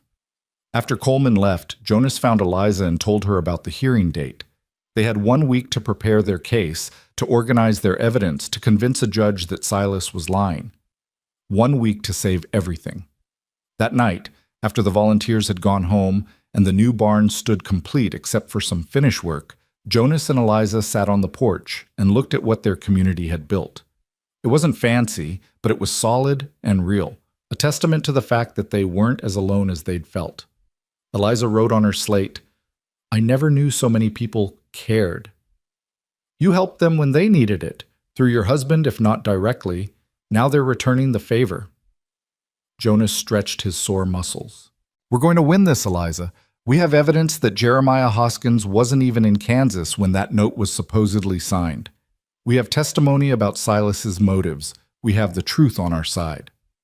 The truth does not always win, Eliza wrote. Maybe not, but we're going to fight like it does. The week passed in a blur of preparation. Jonas and Eliza organized all their documents, wrote out timelines, prepared questions they wanted to ask. Mrs. Sarah Jennings arrived from the county seat with 2 other witnesses who'd known the Hoskins family. She'd made the 2-day journey just to help them, refusing any payment. Martha Hoskins was my friend, she said simply. I won't let someone use her husband's name for fraud. The day before the hearing, Silas Brandt appeared at the farm. He rode up alone in the afternoon, dismounting slowly and approaching the house with his hands visible and empty. The deputy who'd been stationed there for the past week immediately stepped between Silas and the porch. That's close enough, Tom Reeves said, his hand on his holstered revolver. I'm not here for trouble, Silas said smoothly. I just want to talk to Eliza, privately. Jonas stepped out of the house, Eliza right behind him. Anything you have to say, you can say in front of witnesses. Silas's eyes flicked to Jonas, and for a moment, pure hatred flashed across his face before he masked it with false friendliness. Mr. Keller, I heard you were quite the hero during the unfortunate fire. Saved the livestock, I understand. Impressive. What do you want, Silas? Jonas asked, his voice flat. I want to make a reasonable offer. A way to resolve this whole unfortunate situation without the unpleasantness of a court hearing. Silas looked past Jonas to Eliza. I'm willing to forgive half the debt, $325 instead of $650. You could raise that much, surely. Sell some land, take a loan. It would be so much simpler than fighting this in court. Eliza stepped forward and held up her slate. The debt is fake. You forged that note. Now, Eliza, that's a very serious accusation, especially since you have no proof. Silas's voice took on a harder edge. The note is legal and binding. The signature is authentic. I have a witness. You have nothing but conspiracy theories and wishful thinking. We have Jeremiah Hoskins' friends and neighbors, Jonas said. People who will testify he was in Montana when your note was supposedly signed. People who will tell the judge you're lying. For the first time, Silas looked uncertain. Montana? What are you talking about? We did our research, Silas. We know Hoskins left Kansas in 1862. He couldn't have witnessed anything in 1864 because he wasn't here. Your whole case is built on a lie, and tomorrow everyone's going to know it. Silas's mask slipped completely. His face flushed red and his hands clenched into fists. You think you're so clever. You think you can waltz into this county, into her life, and play the hero. But you're nothing, Keller. A fat nobody who was rejected by the woman who was supposed to marry him. Eliza only took you in out of pity. Jonas felt the words hit home, reopening wounds he'd thought had healed. But before he could respond, Eliza was there, stepping between him and Silas, her slate held high. Jonas is worth 10 of you. He is kind, honest, and brave. You are a coward and a fraud. Silas's face twisted with rage. You'll regret this, both of you. When the judge rules in my favor tomorrow, when you lose this farm, you'll wish you'd taken my generous offer. And you, Eliza, when you have nowhere else to go, don't come crawling to me. I wouldn't have you now if you were the last woman in Kansas. Good, Jonas said quietly, because she'd never marry a man who sets fires and hires thugs. Now get off this property before I throw you off. Silas took a step back, his eyes darting between Jonas's face and the deputy's hand on his gun. You haven't won yet. Tomorrow we'll see who the law sides with. And Keller, watch your back. Accidents happen all the time out here on the prairie. He mounted his horse and rode away, but Jonas could feel the threat hanging in the air like smoke. Silas was desperate now, backed into a corner. Tomorrow's hearing would determine everything, and Jonas had no idea which way it would go. That night, Jonas couldn't sleep. He lay on his pallet staring at the ceiling while his mind ran through every possible outcome. What if the judge didn't believe their witnesses?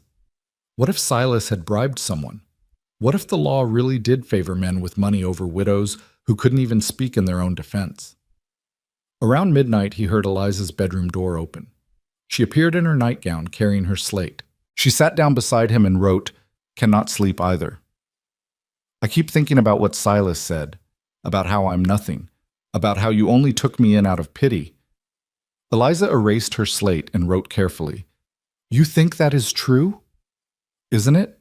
I was rejected, desperate, broke. You felt sorry for me. At first maybe, but not now." She erased and continued, "You have given me purpose, hope, someone to share the burden. You risked your life for this farm, for me. That is not nothing." Jonas felt emotion rising in his chest. "You gave me the same things, Eliza, a place to belong, work that matters, someone who sees me as more than just my size or my failures."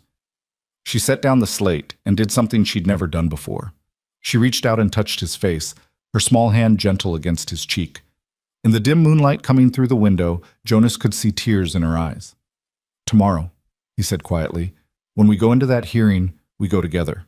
Partners to the end, no matter what happens. Agreed?" Eliza nodded, then picked up her slate one more time. "Partners. Always."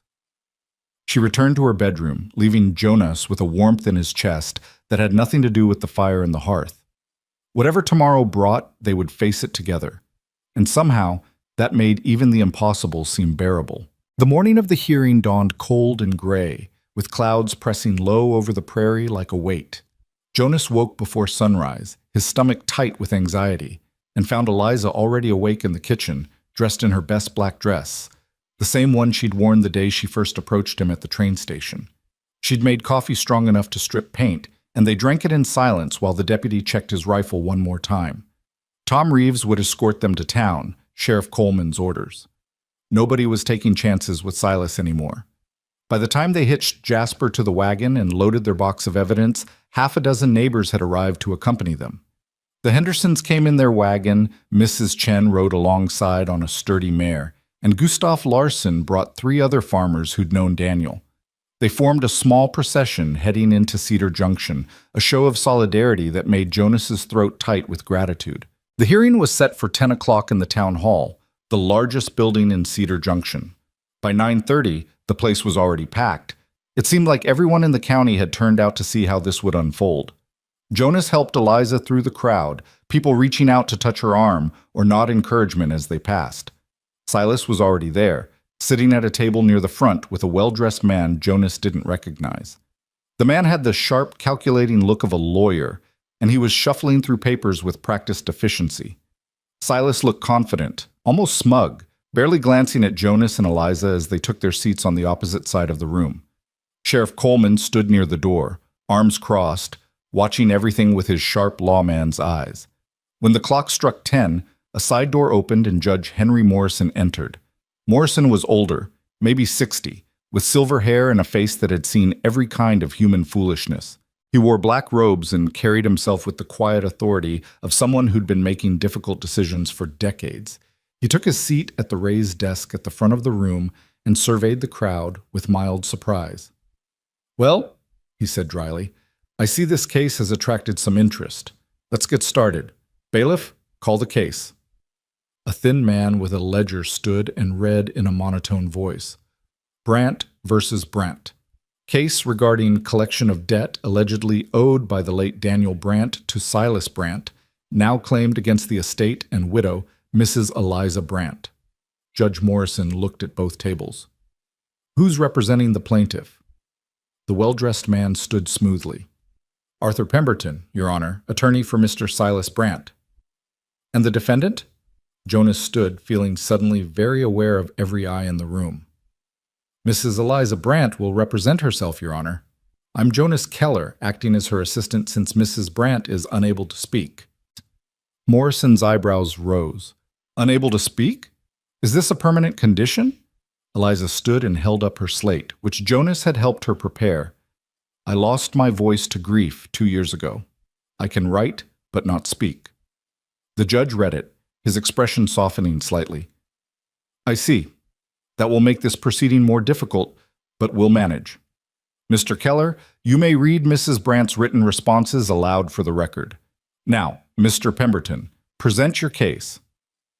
Pemberton stood and launched into his argument with the Polish of someone who'd done this 100 times before.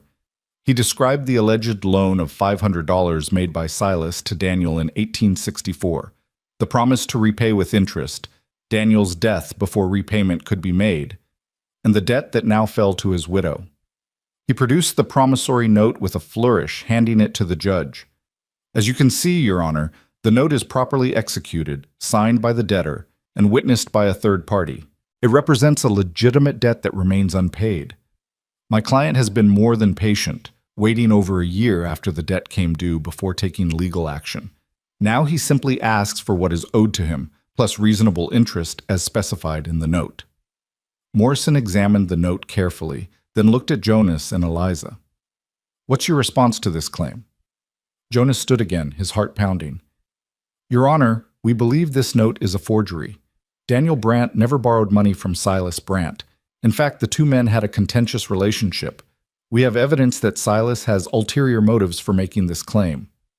That's a serious allegation, Morrison said. What evidence do you have? Jonas opened the box they'd brought and carefully pulled out the letter Silas had written to Eliza before her marriage. This letter, written by Silas Brandt 4 years ago, establishes that he had romantic feelings for Mrs. Brandt. She rejected him and married Daniel instead. We believe this claim is revenge for that rejection, not a legitimate debt. Pemberton was on his feet immediately.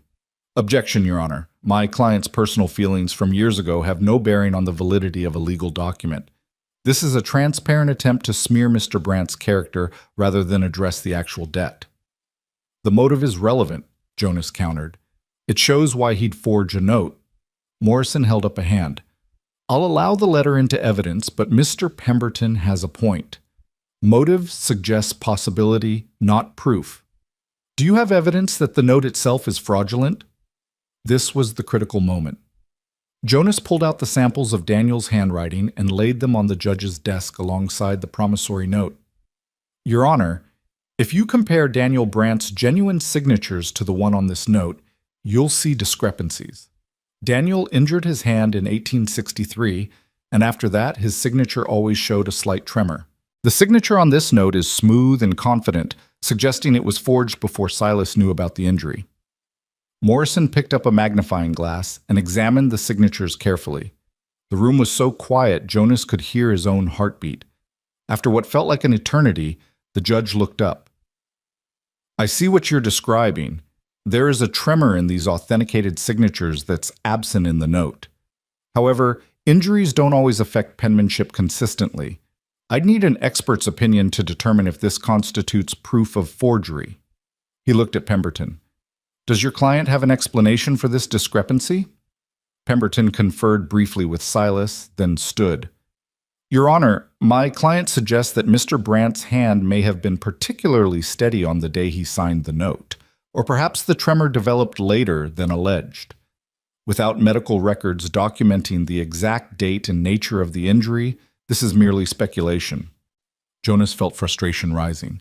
They were so close, but the lawyer was finding ways to explain away every piece of evidence. He looked at Eliza, who was gripping her slate so hard her knuckles were white. Then Morrison spoke again. What about the witness listed on the note? This Jeremiah Hoskins. Can he be called to testify? Unfortunately, no, Your Honor, Pemberton said. Mr. Hoskins has since passed away, according to my client, but his signature appears genuine, and there's no reason to doubt he witnessed the transaction as indicated. Jonas stood quickly. That's not true, Your Honor. Jeremiah Hoskins isn't dead. He's alive in Montana Territory. And more importantly, he left Kansas in 1862, 2 years before this note was supposedly signed. He couldn't have witnessed anything because he wasn't even in the state. A murmur ran through the crowd. Silas's face went pale, then flushed red. Pemberton looked genuinely surprised, turning to his client with a questioning expression. Do you have proof of this? Morrison asked sharply. We have witnesses, Your Honor, people who knew the Hoskins family and can testify to when they left Kansas. Morrison sat back in his chair, his fingers steepled. Call your first witness. Mrs. Sarah Jennings made her way to the front of the room, moving with the confidence of someone who had nothing to hide. She took her seat and placed her hand on the Bible the bailiff offered, swearing to tell the truth. Jonas began the questioning, trying to remember everything he'd seen in courtrooms back in Pennsylvania. Mrs. Jennings, how did you know Jeremiah Hoskins? He and his wife Martha were our neighbors for 6 years, Sarah said clearly. Good people. Jeremiah was a carpenter, built half the barns in the county before the drought got too bad. When did the Hoskins family leave Kansas? Spring of 1862. I remember exactly because Martha helped me with my youngest child's birth in March, and they left in April. Jeremiah had decided farming wasn't working out, and they'd heard about opportunities in Montana Territory. Did Jeremiah Hoskins ever return to Kansas? No, sir. Martha wrote me a few times after they left, and she mentioned that Jeremiah said he'd never set foot in Kansas again. The drought and locusts had broken his spirit for farming. So, to your knowledge, Jeremiah Hoskins was not in Kansas in July of 1864. He most certainly was not. He was in Montana, building houses for miners. Pemberton stood to cross-examine. Mrs. Jennings, you said Martha wrote you a few times. Do you still have those letters? Sarah's face fell slightly. No, sir. I'm sorry to say I don't. I kept them for a while, but they were destroyed in a fire that damaged our barn several years back. So you have no physical evidence of this correspondence? No, but I remember. You remember, Pemberton said smoothly, but memories can be faulty, especially about events from years ago. Isn't it possible you're confused about the dates? That perhaps the Hoskins family left in 1865 or 1866 after the note was signed? No, it was definitely 1862. My baby was born in March of that year, and Martha was there. They left the next month. Do you have birth records for this child? Well, no. The doctor who attended the birth has since moved away, and I never filed official papers. It was just a home birth, like most out here. Pemberton nodded sympathetically. So again, we have only your memory to support this timeline. No documents, no corroborating records. Your Honor, while I respect Mrs. Jennings' sincerity, her testimony is not sufficient to prove fraud. Memory alone cannot override a signed legal document. Jonas called 2 more witnesses who'd known the Hoskins family, and they told the same story. But Pemberton picked apart each testimony, pointing out the lack of physical evidence, the reliance on memory, the absence of any official records proving when the Hoskins family had left Kansas. By the time the witnesses were finished, Jonas could see doubt creeping into Judge Morrison's expression. The testimonies were consistent, but they were also circumstantial, and Silas had a lawyer who knew exactly how to cast doubt on circumstantial evidence. Morrison called a brief recess, and Jonas stepped outside with Eliza. She was shaking, her face pale, and she wrote on her slate with trembling hands, "We are going to lose." Not yet, Jonas said, though his own confidence was wavering. The judge seemed interested in the handwriting issue, and the witness testimony was strong, even if Pemberton tried to discredit it. It is not enough. Silas has a lawyer. We have memories and suspicions. Jonas looked around at the crowd gathered outside the town hall. Their neighbors, their friends, all the people who'd come to support them. Mrs. Chen caught his eye and gave him an encouraging nod. Gustav Larsen raised a fist in solidarity. These people believed in them, believed in the truth. But would that be enough? When they returned inside, Morrison was back at his desk, reading through papers. He looked up as everyone took their seats. "I've reviewed all the evidence presented," he said. "The promissory note appears legitimate on its face. The signature, while showing some variation from other samples, is not so different as to conclusively prove forgery. The testimony about Mr. Hoskins is compelling, but without documentary evidence, I cannot disregard a signed legal document on the basis of memory alone." Jonas felt his heart sink. Beside him, Eliza had gone completely still. "However," Morrison continued, "I am troubled by several aspects of this case. The timing of when the note was filed, 3 years after it was allegedly signed. The convenient death of the witness, according to the plaintiff, when in fact he appears to be alive in another territory. The demonstrated motive for fraud. And most significantly, the variation in the signature that suggests possible forgery." He paused, letting his words sink in. Therefore, I am ordering an independent expert examination of the promissory note. The document will be sent to a handwriting expert in Kansas City who will analyze the ink, paper, and signature authenticity. This examination will take approximately 3 weeks. Until that analysis is complete, this case is continued, and no collection action may be taken against Mrs. Brandt or her property. Relief washed through Jonas so powerfully he felt dizzy. It wasn't a victory, not yet, but it was a reprieve. 3 more weeks to find more evidence, to prepare, to fight. Pemberton was on his feet immediately. Your Honor, my client has already waited years for payment. To delay further, your client will wait 3 more weeks, Morrison said firmly. If the note is genuine, the delay won't matter. If it's fraudulent, then justice requires we discover that before allowing collection. My ruling stands. Silas stood abruptly, his chair scraping loudly against the floor. This is ridiculous. That note is legal and binding. I have every right. Mr. Brandt, Morrison's voice cut through the outburst like a knife. You will sit down and be silent, or I will hold you in contempt. The court has made its ruling. For a moment, Silas looked like he might argue further. His face was flushed, his hands clenched into fists, but Pemberton grabbed his arm and pulled him back down into his chair, whispering urgently in his ear. Morrison continued, Furthermore, I am issuing a restraining order. Mr. Silas Brandt is not to go within 500 yards of Mrs. Eliza Brandt's property or person until this matter is resolved. Any violation will result in immediate arrest. Sheriff Coleman, you'll enforce this order. Yes, Your Honor, Coleman said from the back of the room. This hearing is adjourned. We'll reconvene when the expert analysis is complete. Morrison banged his gavel and the room erupted in conversation. Jonas turned to Eliza and found her crying silently, tears streaming down her face. But she was smiling too, and she threw her arms around him in a fierce hug that knocked the breath from his lungs. Around them, their neighbors were cheering and clapping, celebrating the small victory.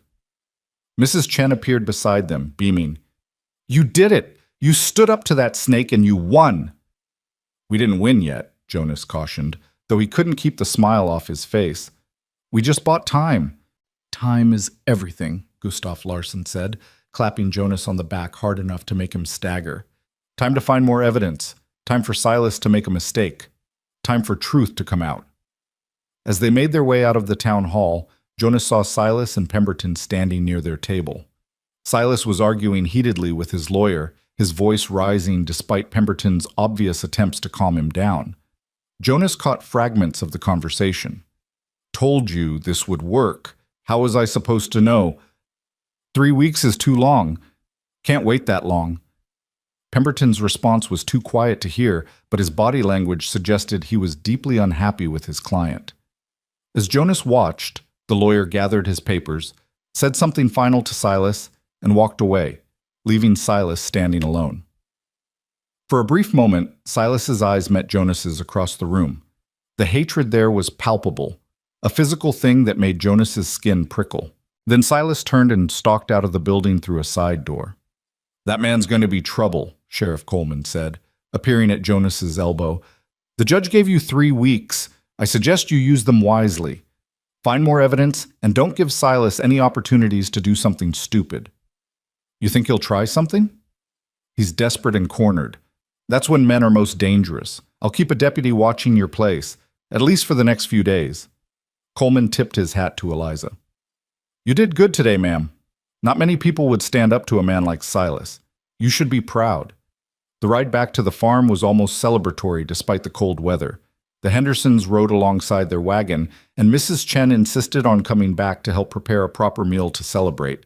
By the time they reached the farm, it felt less like they were returning to a threatened home and more like they were coming back to a place they'd successfully defended. That night, as Jonas and Eliza sat on the porch after everyone had left, the weight of what had happened began to sink in. 3 weeks. They had 3 weeks before the expert analysis would be complete, 3 weeks before they'd face Silas in court again. Eliza pulled out her slate and wrote, "What if the expert says the note is real?" "Then we find another way to fight," Jonas said. "We show that Silas's witness couldn't have been there. We demonstrate his motive. We make such a strong case that the judge has no choice but to side with us. You have so much faith. I have faith in you, Jonas said simply, and in the people who came out today to support us, and in the fact that truth has a way of coming out eventually. Eliza was quiet for a moment, then wrote, I am glad you stayed, glad you did not leave when things got hard. Where else would I go? Jonas asked. This is home now. The next 2 weeks passed in a strange sort of suspended animation. Jonas and Eliza continued working the farm, tending the animals, preparing for winter. The deputy, Tom Reeves, stayed on the property for the first week, then pulled back to occasional patrols once it became clear Silas wasn't going to violate the restraining order immediately. But Jonas could feel the tension building. Silas was still out there, still desperate, still dangerous. And the clock was ticking down to the moment when they'd face him in court again. On the 15th day after the hearing, Jonas was repairing the fence around the vegetable garden when Sheriff Coleman rode up, his face grim. We've got a problem, he said without preamble. Silas left town 2 days ago, told people he was going to Kansas City on business, but I checked with the stage office. He never took the stage. Nobody knows where he went. Jonas felt ice settle in his stomach. You think he's planning something? I think a man who's about to lose everything might do something desperate. I've got deputies watching your place tonight, and I want you to keep that revolver handy. If Silas shows up here, you shoot first and ask questions later. The restraining order gives you that right. Jonas had replaced his lost revolver with a new one bought in Cedar Junction, and he'd taken to wearing it whenever he worked outside. Now he checked it again, making sure it was loaded and ready. That night, Jonas slept in his clothes with the revolver on the floor beside his pallet. Eliza had given him a room in the house now that the barn had burned. It was Daniel's old study, small but private, and it meant Jonas was close if anything happened. The deputy, Tom Reeves, was on the porch with a rifle across his knees. Around 2 a.m, Jonas woke to the smell of smoke. He was on his feet instantly, grabbing his revolver and bursting out of his room. Tom was already moving, pointing toward the new barn. Fire! Someone set fire to the barn again. But this time they were ready. Jonas and Tom ran toward the barn with buckets while Eliza rang the old bell Daniel had installed near the house, the signal they'd arranged with the neighbors in case of emergency. Within minutes, people were arriving from nearby farms, and they formed a bucket brigade from the well to the barn. The fire had been set near the door, but it hadn't had time to spread. They doused it quickly, saving the structure with minimal damage. And as Jonas stood there catching his breath, soot-covered and furious, he saw movement in the darkness beyond the barn. There! He shouted, pointing. Tom raised his rifle and fired a warning shot, and the figure took off running toward where horses were tied in the trees.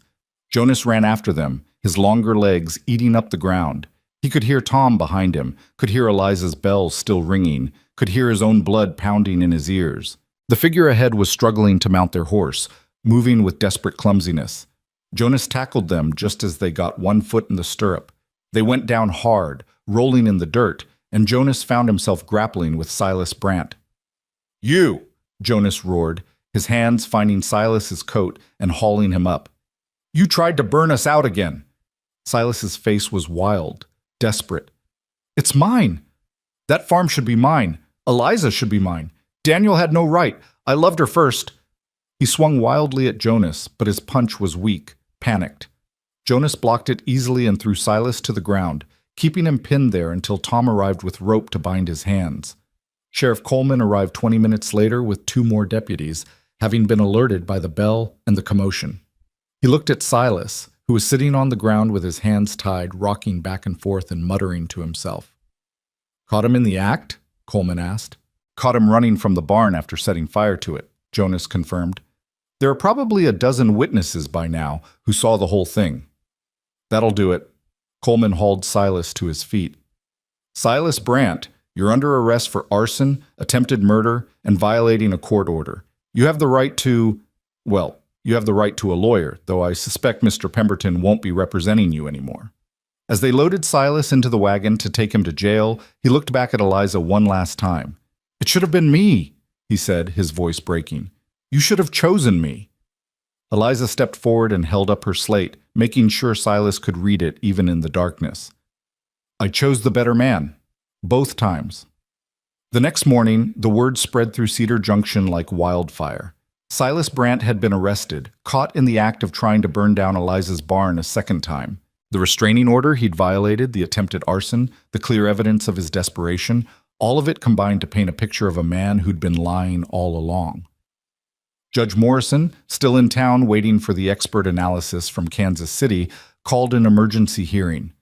This time there was no Pemberton to defend Silas. The lawyer had withdrawn from the case immediately upon hearing of his client's arrest. Morrison listened to Sheriff Coleman's report, heard testimony from Jonas and Tom Reeves about catching Silas at the scene, and reviewed the evidence of the restraining order violation. "Mr. Brandt," the judge said, "your actions last night demonstrate a consciousness of guilt. A man who truly believed in the legitimacy of his claim would have no reason to resort to violence and intimidation.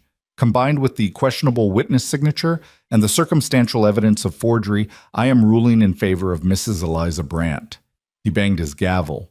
"The promissory note is deemed fraudulent and unenforceable. The debt claimed against Mrs. Brandt is dismissed in its entirety. Furthermore, Mr. Brandt will face criminal charges for arson, attempted murder, and forgery. This case is closed." The town hall erupted in cheers. Jonas felt Eliza sag against him, all the tension and fear of the past weeks finally draining away. They'd won. Not just a reprieve, not just a delay, but actual victory. Silas was led away in chains, and as he passed their table, he looked at Jonas with hollow eyes. "She was supposed to be mine," he said quietly. "It was all supposed to be mine." "You never deserved her," Jonas said, "and you never will." The weeks after the trial passed in a blur of normalcy that felt almost strange after the chaos. Silas was sentenced to 5 years in prison for arson and forgery. His business in town collapsed, and the property he'd leveraged so heavily was sold to pay his debts. Within a month, it was like he'd never existed in Cedar Junction at all. Jonas and Eliza fell back into the rhythm of farm work, preparing for winter. They repaired the damage to the barn, restocked supplies, and made plans for spring planting. The community that had rallied around them remained close, stopping by regularly to check on them, bringing food and conversation and laughter that filled the house with warmth. One evening in late November, as the first snow of the season began to fall, Jonas was in the barn checking on the animals when Eliza appeared in the doorway. She stood there watching him work, and when he looked up, there was something different in her expression, something soft and hesitant and hopeful. She walked over to him and pulled out her slate, but instead of writing, she pressed it into his hands. He looked down and saw she'd written something earlier, the words carefully formed and underlined. "I am ready to try." "Try what?" Jonas asked, though something in his chest already knew the answer. Eliza pointed at her throat, then at her mouth. She was going to try to speak.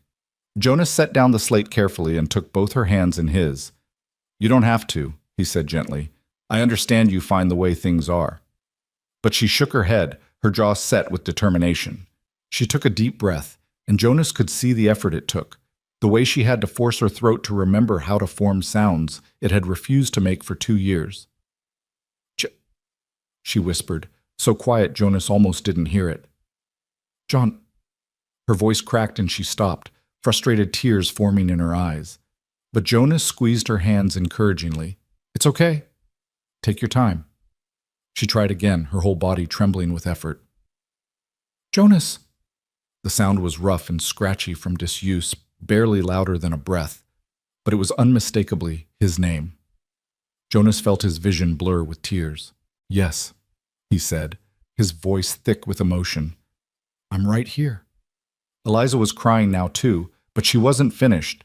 She took another breath and forced out more words, each one clearly costing her tremendous effort.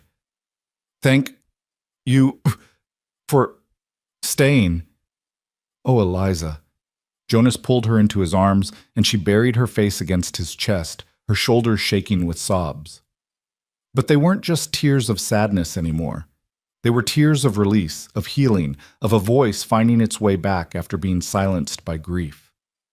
They stood there in the barn while snow fell outside, two broken people who'd found a way to be whole again. Jonas didn't know what the future held. He didn't know if Eliza would fully recover her voice, or if they'd eventually become something more than partners, or if the farm would thrive or just survive. But he knew this moment was enough. This farm, this woman, this life they'd built together from the wreckage of their separate sorrows, it was enough. After a long moment, Eliza pulled back and looked up at him. She opened her mouth, clearly wanting to say something else, but the words wouldn't come. She reached for her slate instead and wrote, "I wanted to tell you something."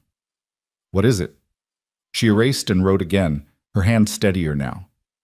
"This farm is not just yours because you work it. It is yours because you saved it, saved me. Will you stay? Not as hired help, as family." Jonas read the words twice, making sure he understood what she was offering. Family. Not just partnership, not just shared labor and shared land, but something deeper and more permanent. "I'll stay," he said quietly, "as long as you'll have me. This is home now. You're home." Eliza smiled through her tears and wrote one more thing. "Then we start again. Together." The winter that followed was hard, as Kansas winters always were, but the farmhouse stayed warm.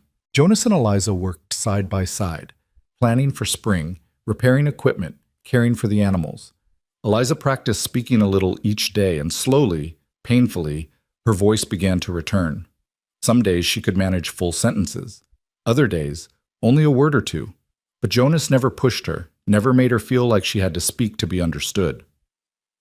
By the time spring arrived and they began preparing the fields for planting, Eliza could hold short conversations, though her voice remained soft and sometimes uncertain. She sang while she worked, quiet songs her mother had taught her, and Jonas thought they were the most beautiful sounds he'd ever heard. One April morning, as they stood looking at the freshly tilled fields ready for seed, Eliza spoke without her slate for the first time in months of conversation. "Jonas," she said, her voice still rough but growing stronger, "do you ever regret it, coming here instead of going back east?" Jonas thought about the man he'd been when he arrived in Cedar Junction, rejected, purposeless, believing he had nothing to offer. He thought about everything that had happened since: the harvest, the fire, the fight with Silas, the community that had embraced them both. He thought about the woman standing beside him, who'd seen something worth saving when everyone else saw only a man too heavy for farm work. "Not once," he said, "not for a single moment." Eliza reached out and took his hand, her small fingers intertwining with his large ones. "Good," she said, "because I can't imagine this life without you now." They stood there together as the sun rose over the prairie, illuminating the fields they would plant, the barn they had rebuilt, the house that had become home. In the distance, Jonas could see smoke rising from the Henderson farm, and beyond that, the first buildings of Cedar Junction. This was his place now. These were his people. And the woman beside him, who had spoken for the first time in 2 years to tell him he mattered, was his family. The story of Jonas Keller and Eliza Brandt would be told in Cedar Junction for generations. The rejected mail-order groom and the silent widow who found each other in desperation and built something strong enough to withstand fire, fraud, and fear.